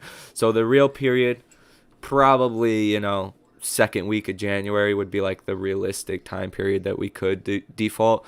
I think they would raise it. I think they'll raise it before December 21st, but May 2020, crypto February 2021. I've never seen this amount of money that I have now. It's all for my family. Exactly. Honestly, I have more money now than my family members have had that I know about, if that makes sense. Maybe they had I think my great grandma had a bunch of money and her husband worked for a bank union or something like that. But other than that, close family, yeah. And I'm only 22, almost 23. Just real estate knowledge. Knowledge is key. Without knowledge, you can't do anything. You can have all the money in the world. If you don't have the knowledge, you're either going to blow it, you're going to lose it, which is fine depending on, your income, your age, and what you plan to do. Back to Dave Ramsey, if you know his history, he effed up. Yeah, he effed up in the 80s. He was doing the bridge loans. Yeah, he was doing bridge loans. Basically, get a 90-day loan with an only interest payment, fix up the house, a crap house, and then sell it, pay the loan back, keep the difference, but you pay interest for those 3 months. And he got screwed doing that. Too big. Too much. And that that does, scar people from doing things, that way. Like he pays for everything with cash. Like, I know me personally, if I wanted, my house is 100 grand cash, that's going to take a little while to get that. But if I can every single year, almost like clockwork, get a loan for 3 to 5% down plus closing costs, say that's $2,000, $100,000 house, $3,000, or I'll just say 5,000 because that's what I usually do is conventional. 5,000 plus 2,000 closing costs, and if you're an agent, like I'm an agent on my houses, then you get that money back. Oh, well, almost $2,000 back on a $100,000 house. So you're really getting a $100,000 asset for $5,000, $5,000 to $7,000, whatever your interest rate is. Mine's low. For $5,000, call it $5,000. Average home values here, even here in Michigan, go up 3 to 7%. 3 to 7%. The first year, roughly, you made your money back in equity. After that, you move on to the next house. You rent that house out for cash flow. Michigan's mostly cash flow, less appreciation. There's some appreciation, but whereas like Cali's less cash flow, more appreciation. Or other places like Texas is more like appreciation than cash flow. But it's really good, There's safer ways to do it, and there's not so safe ways to do it. Like a bridge loan, like what Dave Ramsey was doing, that's like the riskiest real estate thing you could do. Like that's like the ultimate. I wouldn't do that. No. I would never do that. That's wild. People stop buying houses, and you're just screwed. Oh, no, 100K in Michigan. 100K, I'm in California. Yeah, no. But, California's got its pros and cons. I'm like, what? You could get a bad area. A bad area California is like 350 to 500 or 400.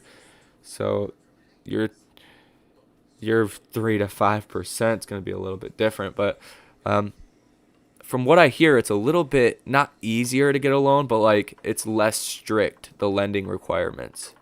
Because in Michigan, like, dude, oh my God, they wouldn't even take lease agreements at any properties for during like 2020 and 2021.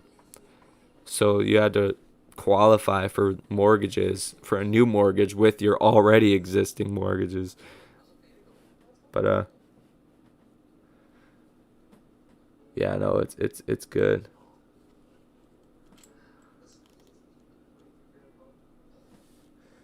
Jeez, I just closed on a townhouse for $370K. Put 20% down, Utah. There you go. But it's worth $500K almost now. Yeah, that's exactly too. Yeah, it's 20% down unless you do like move every year and do a 3 to 5%. Then yeah, the 20%, and that's not bad too because that's your equity right there. And I don't see, dude, real estate is the best investment you could make right now. If you're looking at hyperinflation, if you're looking at minimum wages going up across the board, Michigan is minimum wages going up like 25 cents a year, I believe, for the next to like 2029. You want to be in real estate because real estate appreciates when your dollar becomes less valuable, right? Or your buying power, your $100 is now only $90 of buying power. Then it's easier to pay off, say, $100,000 house. If 5 years from now, it's a lot easier to acquire $100,000. Your house, your debt on that $100,000 is going to be worth less. So you win on all fronts. You can pass on the prices to renters, as bad as that sounds. You can pass on the price to renters, and you get, your appreciation from inflation, and your debt gets killed from inflation. Like, shoot, that's why every rich person is getting as many loans as possible. I don't know very many rich people, but people that I know are buying restaurants, buying houses, buying everything they can because interest rates are low and inflation is coming. Inflation is not even close to being over. It's not even close. Look at the reverse repurchase agreement market. Where is it at?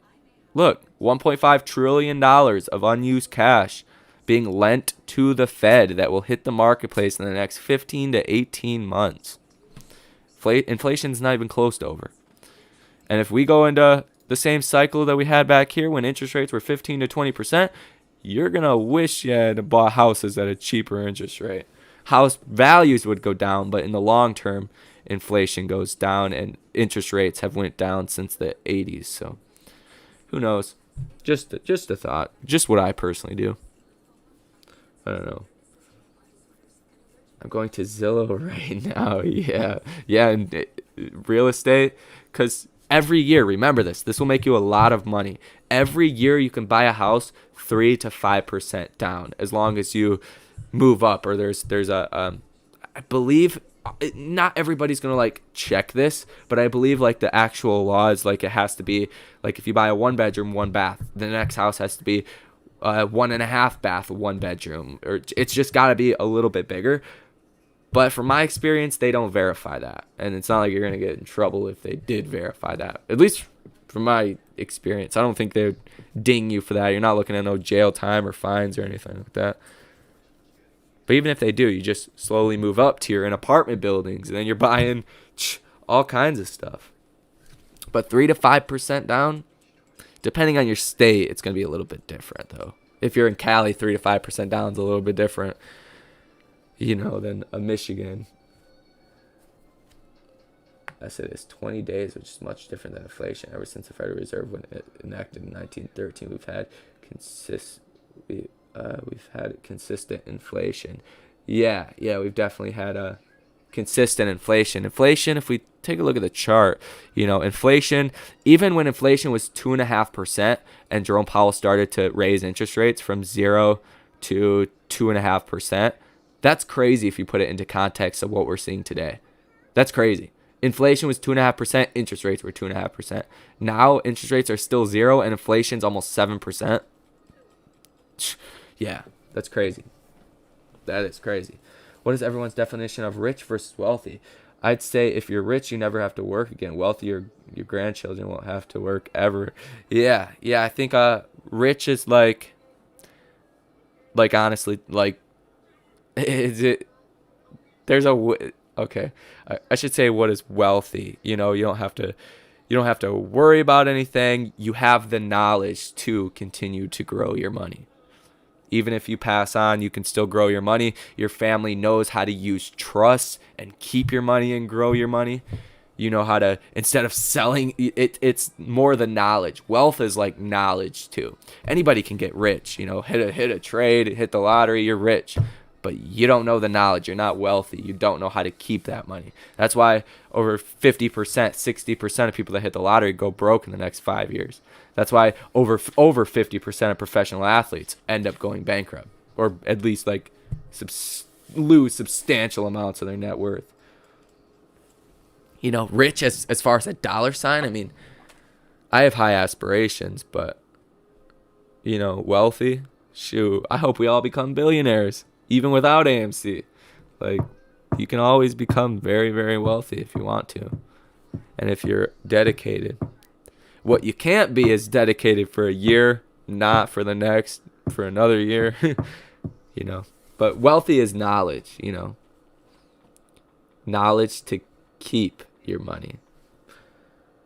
Average home values in San Diego is $870,000, up 24.6% the past year. Just opened a luxury apartment complex at Jefferson at Pacific Beach with 3 bedrooms for $6,600 a month. Holy, yeah, it's crazy, honestly. California real estate, and if you guys are in other states too, you can I would obviously learn all this knowledge. Like, I'm definitely by no means an expert, but I know, like, you want to buy the not so pretty houses with really good bones. You want to get your roof inspected, which, I mean, a roof, it's a chunk of money, but definitely you learn a lot. You want to get your roof inspected. You want to get the main drain line inspected. That's always get that inspected. Get the basement inspected. Make sure there's no, anything crazy. The electrical, all that stuff. You get all that stuff inspected, and it's good. You can confidently say it's okay, and you have somebody good that you can send to these places, or, somebody in that area. You could buy houses not in your state and have a property manager. That's what I'll do eventually. When it like makes sense to branch out into something with less cash flow and more appreciation. Because Michigan, dude, 3 to 5% appreciation, that's good. But 50% cash flow, I mean, you could get a house, what, $100,000 house for a $550 mortgage right now. You can rent that house out for $1,100 all day a month. That's a 100% cash flow. That's insane. You don't get that in Cali, but it'll also only go up 3 to 5%. And if they fuck your place up, then that's not good. You gotta be very careful who you let in your places. But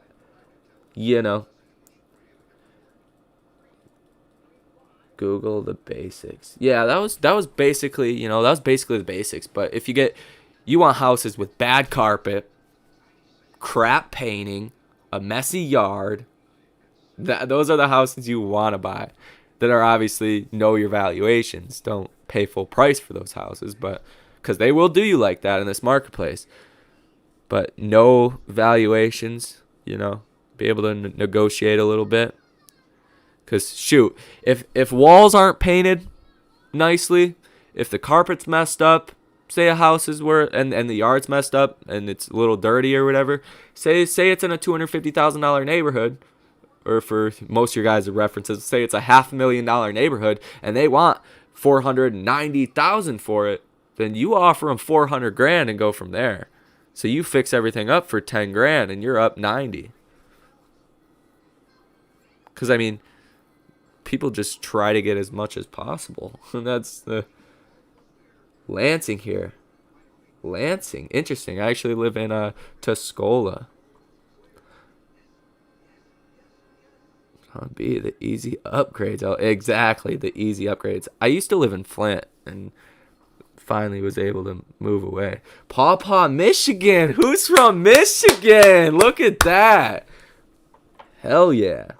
You guys are inspiring too. Not too many people shoot, man. I don't know anybody in Michigan that's interested in finances. Hardly. Few and far between, to be honest with you. That's like a Cali thing. I feel like everybody out in Cali got a stock portfolio.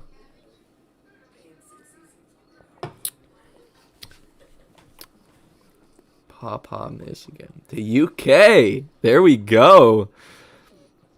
Shoot. Where are you guys from? Drop it. Let's see. Where are you guys at? Promise I won't stalk you or nothing crazy. Promise I'm not Joe Goldberg. Joe Goldberg, do you guys like to show you? Lucky against Iowa. Iowa wins 9 out of 10 times. Yeah. Michigan, actually, what are they? Michigan is Michigan and Michigan State are doing pretty good this year, last I knew. We're out here, brother. Joke, Pacific Northwest in the house. Enough to remember Bitcoin selling at 50. Not one person thought it'd be 50K now. People were buying pizzas and cigarettes. Imagine paying $50,000 for a pizza. Anything is possible. That is very, very true. There's actually a video that I seen on YouTube. One of the first people to publicly make YouTube videos about Bitcoin. It was $100 per Bitcoin. And he made another video. He was inactive for 5 years. Made another video. He still has his Bitcoin. Or, well, he's took some profits, but I'm like, geez. North Carolina, Dallas, Texas, Grand Canyon Lake, California, Philly, real estate and stock market investor. Shout out to you guys.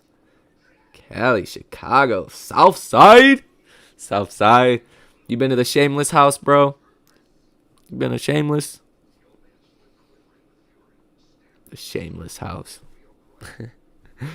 It's a good show. I was into that show for a long time. San Antonio, Texas, Cali, North Carolina. There we go. Philadelphia. Been there like swimwear. Bloomberg update. 20 central banks hold meetings as inflation forces split. Ooh. Chi-town. Yeah, Bulls are fun to watch this year. Good morning, UK. Retail is the market. We hold at all costs and we crush the hedgies. Hodl. That's very true. We are the we're the bullish market. We're like, let's go. We don't care the valuation. We just we buy. That's what we do. I mean, bought Bitcoin. It was 1K. He told me to buy it as I thought it was a scam. Did he hold it all the way? Because a lot of people like crazy to think like $50 Bitcoin, $100 Bitcoin. Like most logical people would have sold out at like 1 to 5K. That's like Shiba, 32 million% gain. 7,000 would have turned into like, what was that, like a billion, some couple billion. Most people wouldn't have held it nearly. I wouldn't have held it that long. I take profits of like 100% on options. That's pretty good. But some things you just buy and hold though. I don't like paying taxes, honestly. What's good, Leroy? What's going on? Irrelevant. Did Kenny hire a Secret Service helper because he's going bankrupt and lots of people are going to be pissed? That's what I heard. I need to dig into that situation a little bit more. I think that just came out, I believe, because I haven't seen anything on that until this stream. Squeeze incoming. We won. We are now waiting to be paid. Eric, appreciate you, bro. I see all your support and comments. You are appreciated. Hopefully here soon. It's gonna get interesting. Secret Service is to protect him from getting killed from death threats. Oh yeah, dude. If I was Kenny, oh hell yeah, I'm gonna have like 5 Secret Service agents, or whatever secret fucking private goon squad following me or something. Yeah, like I said, nobody wants to mess with 4 million retail investors. They're crazy. You are too, brother. Renters in San Diego, California have been known to call the landlords saying they will be right down and will be offering more than the rent asked. Rents are going crazy. Oh, I missed one. I passed on Bitcoin too. I had an opportunity but it's going too fast. Opportunity of less than 100. I'm not making that mistake twice. I'm all or nothing with AMC. There we go. Guys, learn options too if you haven't already. Not saying to do it on AMC, but you can turn a small amount into a huge gain if you're good and you learn how to do it. Like, man, Kenny bought 341. Oh, I totally tweeted that idea about Kenny on Twitter. Okay, I'm going to check that out. I think I'm following you. Maybe. If not, I'll find you. That was totally not weird. Kenny bought 341 million of AMC. Oh, 341 million AMC. About time he learns. Get with the show, man. Ben, I'm all in AMC and we'll keep on buying every week. Let's go, apes. I mean, imagine, too, if it goes lower, we're going to be able to load up. Plan to bankrupt AMC, but we have to go and watch movies in the theater to keep running the show. Yeah, they could bring the stock down to $1. They could bring this. I mean, I don't think that's like possible. Honestly, I don't think it's like possible to take it under like $10 at this point with how much people are buying and holding the stock. But even if they did, even if they brought the stock to 25 cents or 10 cents to be dramatic and the business was still fine, they'd be just fine. He'd be a huge buyout candidate. Netflix, Amazon, everybody else is going to be trying to buy them for $5 billion plus the share value of 513. Just for shits and giggles, I want to see what the market cap would be at oh, what the hell am I doing? Come on. At like 25 cents a share.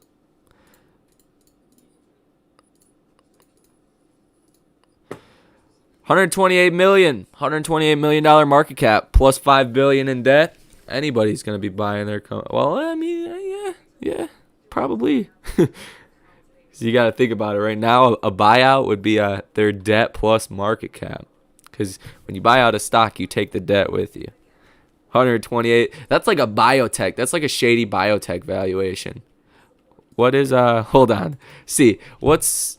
Because I don't remember exactly what the market cap was back here. 513 million times, say $5. Say 5. Oh, that's 2.5 billion. That's easy math. 2.5 billion. I don't think you can push it down that low. 2.5. Nah, 2.5. Almost 2.6 billion. I don't think so.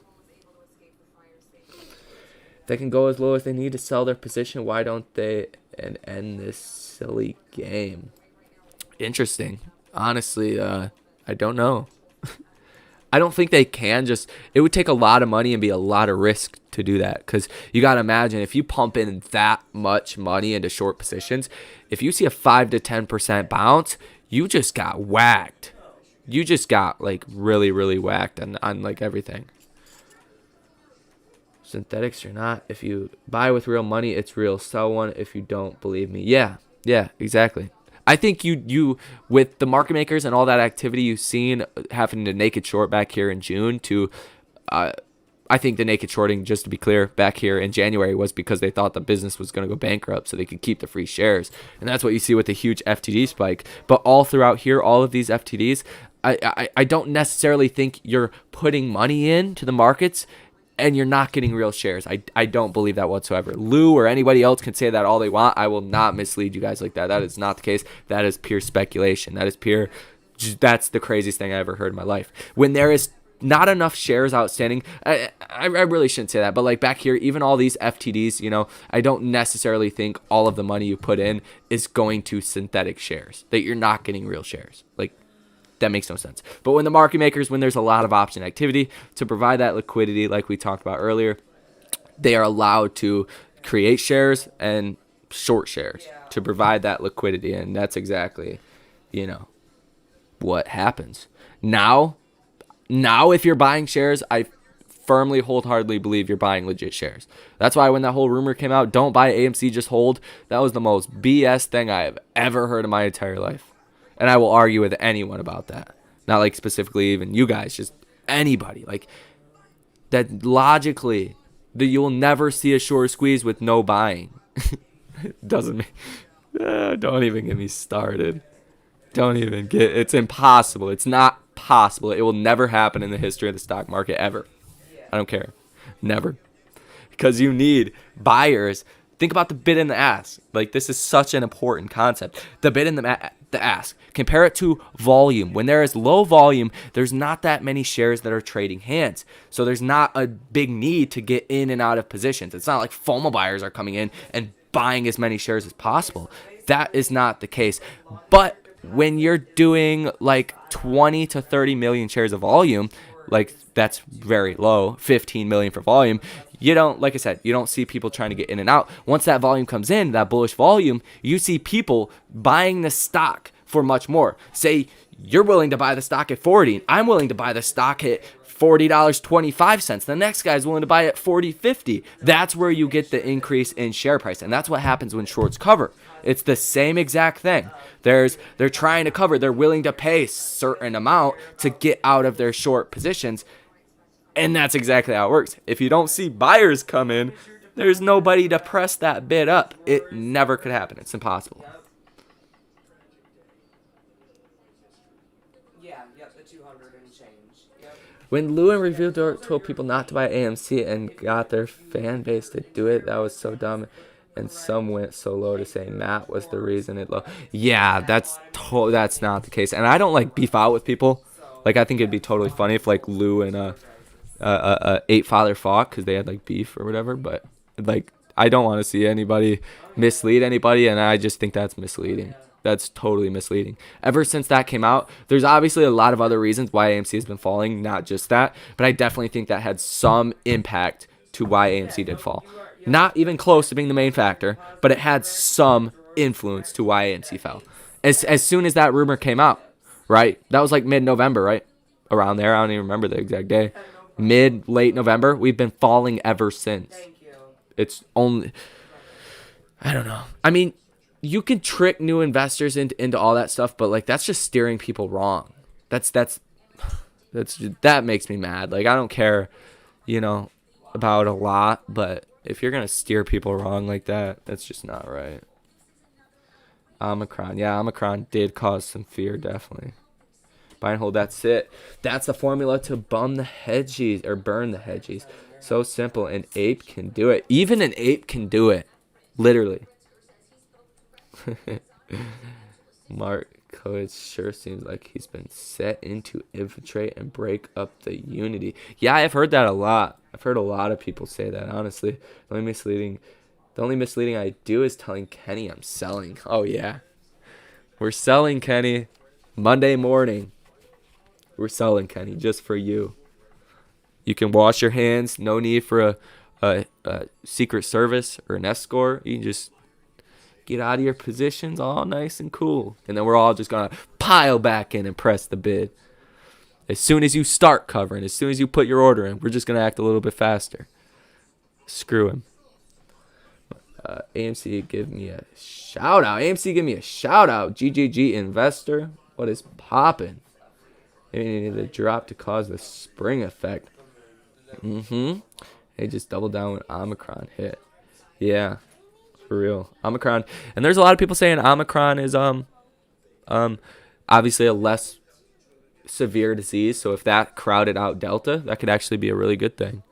Which I think the markets would actually, after the Fed meeting, if Omicron or any, this sounds really bad, but after this Fed meeting, if they really do start to taper a lot, any bad Omicron or Delta news or COVID news is going to be seen as a good thing for the stock market, I think. That's what happened a lot during 2020 and then 2021 is, vaccine news was good, but even like the inflation, it's all about expectations, right? If you're expecting the Fed to tighten a lot, if bad news comes out, people are like, oh, maybe you won't tighten as fast. Maybe this could be a good thing.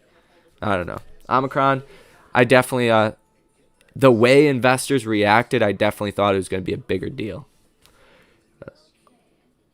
You are in a disease. Are you an all chat kind of guy in League? All chat kind of guy? Yeah, like talking to both parties. Yeah. Sometimes I'm like being cool, and sometimes I can get really toxic. League. I had to stop playing League like seriously, because I would play ranked. I would get to, like silver 2, and then I would just start losing from one bad teammate. So I had to stop taking it so seriously and stressing myself out. I'm like, screw it. Now I'm like bronze 3, because I'm just like, I don't even care about winning or losing. Like, I don't even care anymore. Completely unnatural price action. Oh, it definitely is. I mean, especially on Friday. Because we seen the stock down 7.2%, including after hours, but even my other high growth stocks that are overvalued were down 3 to 5%. So you definitely seen I think institutional investors that were actually selling out on Friday, maybe anticipating the inflation numbers that we got, or after that, anticipating the Fed to tighten. But widely speaking, the market is not pricing in a rate hike increase any faster than they were before the inflation reading, which I think is definitely not a good thing for the overall markets and for AMC in the short term. But Powell has shocked me many times. Many times I thought he was going to do something and didn't. So it's possible that he says, yeah, inflation's bad and we're going to start tapering faster, but we're still going to wait and see if we're going to raise interest rates. That would be a good thing for the markets, because we already price in faster tapering. AMC, the markets should get a bounce.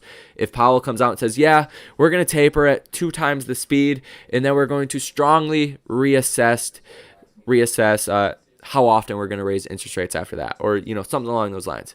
If he's like, yeah, we're more than likely going to raise interest rates in February or January even, yeah, I don't think that's priced in. I think you could definitely see a huge fit based off of that. Balls deep in Citadel shorts. Oh yeah, I all chat buy AMC every day. Yeah, I ask people what kind of stocks are they buying. They're like, shut up, dude. We don't buy stocks. We buy skins. Freaking, is it RP? Like, geez, dude. Okay, aggressive. Check. AMC was tracking the SPY all of last week. Yeah, just very dramatic. Like, well, Friday it wasn't because the SPY was up on Friday. The SPY, all indices were up. Russell 2000 was down, and that's more like your AMC category. But AMC was down way more. Like, the markets didn't do all too bad last week, besides like stocks that I'm invested in, like high growth companies. Go figure, right? All the stocks I buy are down. I got one stock that's hitting all-time highs right now, and that's Abivi. Pays you a 5% dividend. They own Botox and Humira. Other than that, they're all down in the dumps. Still got gains in them, like most of them, but we buy Lambos. That's not true. Wanda at one point did own a lot of AMC, but not anymore. Yeah, they were the largest shareholder, I believe. Buy Lambos. It's already a over 40-year high, so sky's the limit with inflation. Oh my god, dude. $1.5 trillion. Because you got to imagine the Fed, when they were buying all these treasury bonds, they also bought a lot of bonds in the beginning of 2020 for like Ford. Ford was a junk bond. Ford paid 9% in 2020. The markets were pricing in Ford to be, in very hard times, have a slight chance of bankruptcy. Ford has turned their whole business around. At least the stock price. I don't keep up really with their financials.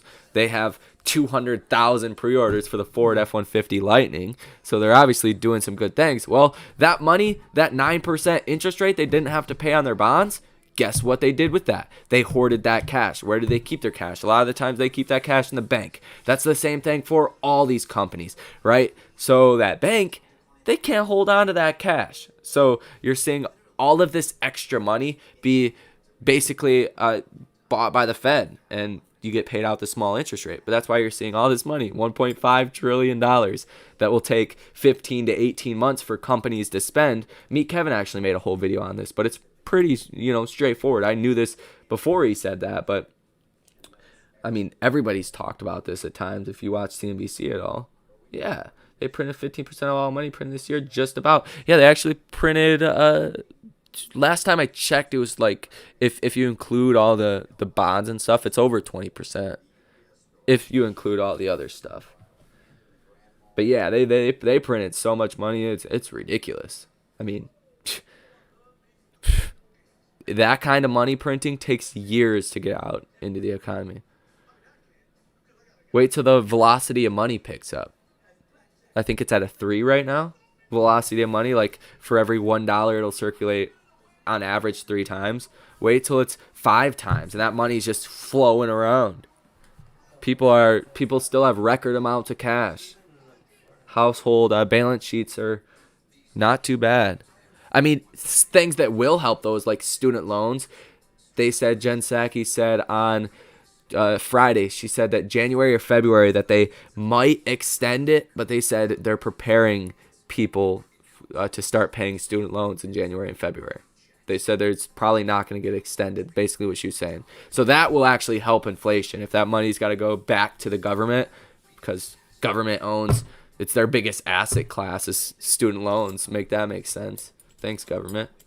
Teach us to pay you. Crazy. 20%. Remember when they halt AMC, that is our time to hold on longer. Oh yeah, I wouldn't get scared with halts at all. Because halts, right? Think about it. Volatility halts.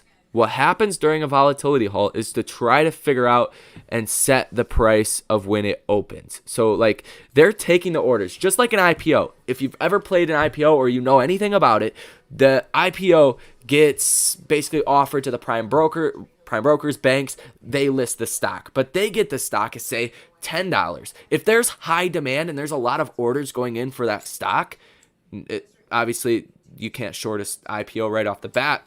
If there's a lot of orders going in for that stock could open at $30, $40, $50 per share. That's the same thing that happens during a trading halt. They look at what people are trying to buy and sell the stock for, and then they will open that stock at that price, or at least very close to that price. So if we get halted and people are still buying the stock, short still have to cover, it's not going to matter unless they disable the freaking buy button. But if people start selling and panicking once those halts hit, yeah, it's not going to be too good until you get that upward momentum again. Hopefully that made sense. I kind of spit things out because I'm like, got a lot of knowledge, just trying to spit it out as fast as possible. That's why people don't understand, like, when I tell them anything about stocks. It's like, it's in one ear, out the other. Because I know it so well, it's like I expect you to kind of catch on the first time. When you don't, it's like, hope that makes some sense. I'm craving chicken wings and pizza right now. DoorDash, baby. I actually got a gyro. I call it a gyro, but a gyro. I don't know exactly what it is, but it is delicious. It's lamb, I guess. It's like a weird bread burrito thing. Some of you guys probably know what I'm talking about. It's great though. It's like the most delicious thing ever. Like, to be quite honest. All right, guys. I'm about to get off here. I think I've been on here like 2.5 hours, but yeah. Good conversations. Good conversations. I'll read a couple more comments. Well, when do you realistically think that we'll see this crazy price action? Everything just seems so strange at this point. I think it comes down to the liquidity getting drained out of the marketplace. I think that's really a crazy price action. The upside is definitely when liquidity gets drained out of the marketplace. Gyro.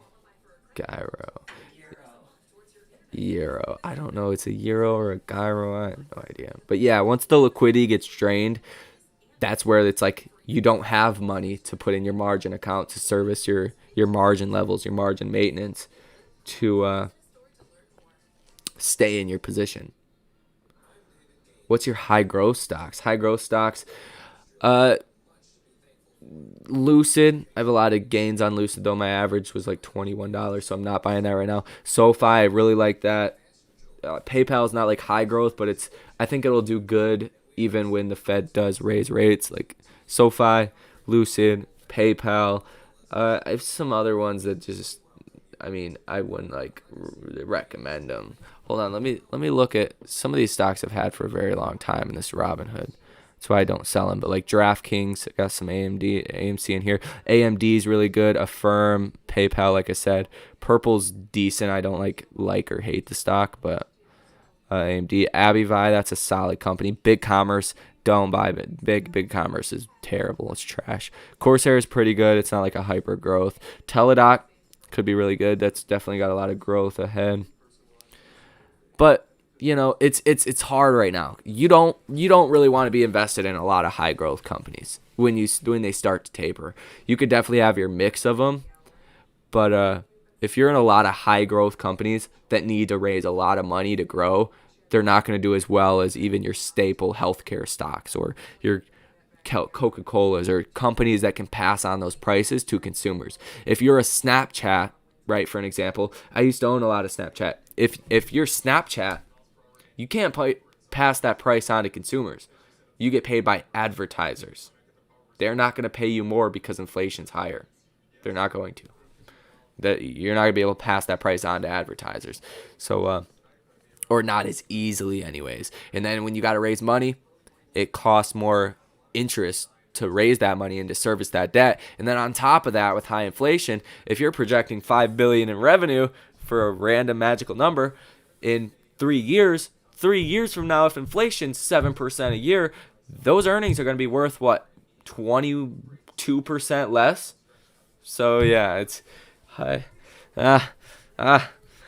you definitely want to have a equal mix right now. I feel like I'm definitely more like overweight to the high growth side, and if the Fed does start to tighten really fast, either go high quality growth stocks like even Apple, Microsoft, Facebook, high growth companies like high quality, high margins, Visa, MasterCard, PayPal, great companies. But yeah, those are big things to pay attention to, definitely for the long term. Like seriously, if all you need to know for the next 3 years, let me tell you, is as far as choosing stocks, if Fed Jerome Powell starts to taper, watch for companies that can pass prices to consumers, like healthcare, like even Walmart doesn't want to, but like other consumer stocks, like even food companies, Coca-Cola, those will do good. You just want to stay away from companies that have to raise a lot of money and that have lofty future valuations, right? Like even Lucid, like I hope they can perform exactly how they say. If not, it's gonna be a lot of pain for the short term. Last question: can the squeeze cause our dollar to tank? I don't really think so. I mean, because currencies are traded against each other, so I don't really think like us as the reserve currency, it could tank too much. Like, hold on, I think CNBC actually has one, right? No, I don't think I don't think we could like tank like that. No, to be honest with you. I don't look at the dollar too much. I like to pay attention to bonds more. But GP, that's the pound compared to the dollar. Japanese. I mean, it wouldn't really do too much, I don't think. Honestly. Let's go. They should let it go. Christmas money. Come on. It's Christmas time. Let us get some tendies, as there's a tendy shortage going on right now. Probably in our portfolios, like quite literally in our portfolios. There's just tendy shortages everywhere. It's terrible. It's just terrible. I want to see. Is there anything crazy? Actually, you guys see these tornadoes, bro? That's not good. Yeah, the dollar is just trading hands. I mean, you want to... I mean, the only reason I like watch currencies at all is like when you're comparing it to something else. Like if a currency is falling way faster or strengthening way faster than other currencies, then because if I believe correctly, I'm not an expert on currencies and how they affect the markets. I'm much better with bonds, but I believe when a currency strengthens, correct me if I'm wrong, when a currency strengthens, it's not a great sign for the economy because your buying power makes you you can't buy as much. I believe, like I'm not an expert on it, but bonds, you guys can ask me something about bonds. And that's really that's what shows market sentiment a lot more. So I try to stay involved with market sentiment because the dollar, I mean, it can go up and down a little bit every week or day a little bit, and it really won't affect the markets like that unless it moves a lot. And that just shows you fear more or less. Look at that Polestar ad on CNBC. Oh yeah, I actually seen that, and we were talking about the GSAT. Is it GSAT? That's the SPAC. Global Star? No, it's not that. There was one. What's the SPAC? Polestar SPAC. It's something G. But we were talking about that on the stream. Adam Aaron here. How about a D nice? Very sad in the Midwest. Oh yeah. Those tornadoes. That was. I mean, I used to live. I told you guys I lived in Flint. Beecher tornado. This was the largest fatality count since the Joplin, Missouri tornado, and this was where one of my houses was. Right. I'll show you guys. Like, gonna get super personal here, but I'm definitely gonna show you guys. So my old house, and I still own it, I still rent it out, was Genesee Road. Hold on, like it's crazy, honestly. Tornado here, Coldwater and Clio. My old house was right here in the largest death zone of this tornado, which was really crazy. That's why all the houses are built in like the 80s. It's crazy. But yeah, this thing killed 116 people and injured 844. EF5. Bunch of them. Crazy, bro. So yeah, I could only imagine. I mean, just crazy amounts of destruction. 300-mile-per-hour winds. GGPI. Okay, is that it? Yeah, I need to. Did I add this to the watch list? Oh, yeah, I did add it to the watch list. Yeah, this is interesting. I don't know what the actual valuation is going to come in, what percentage they're going to actually buy. So I'll probably stay weary of it for a minute, but you know, yeah, that's a terrible tornado though. Even I couldn't even imagine. Like, you're helpless at that point when it's that big and they're a mile wide, dude, or half mile wide. You're screwed. It's really sad, honestly. Substitute teacher from K appeal to know that means. Oh, I will for sure.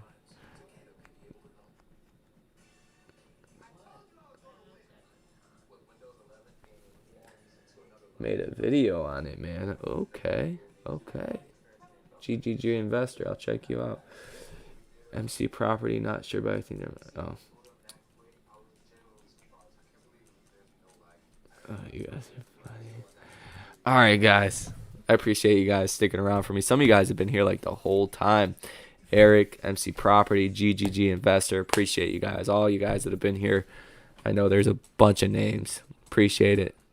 Thank you for chilling with me. You guys enjoy your weekend. Letty Garcia. Oh, yeah, that brought you out. She's laughing. Okay. Shout out to all the females, all you guys out there improving your life and your family's life and all that. There you go. I'm rooting for you. But all right, y'all. I'll see you guys later.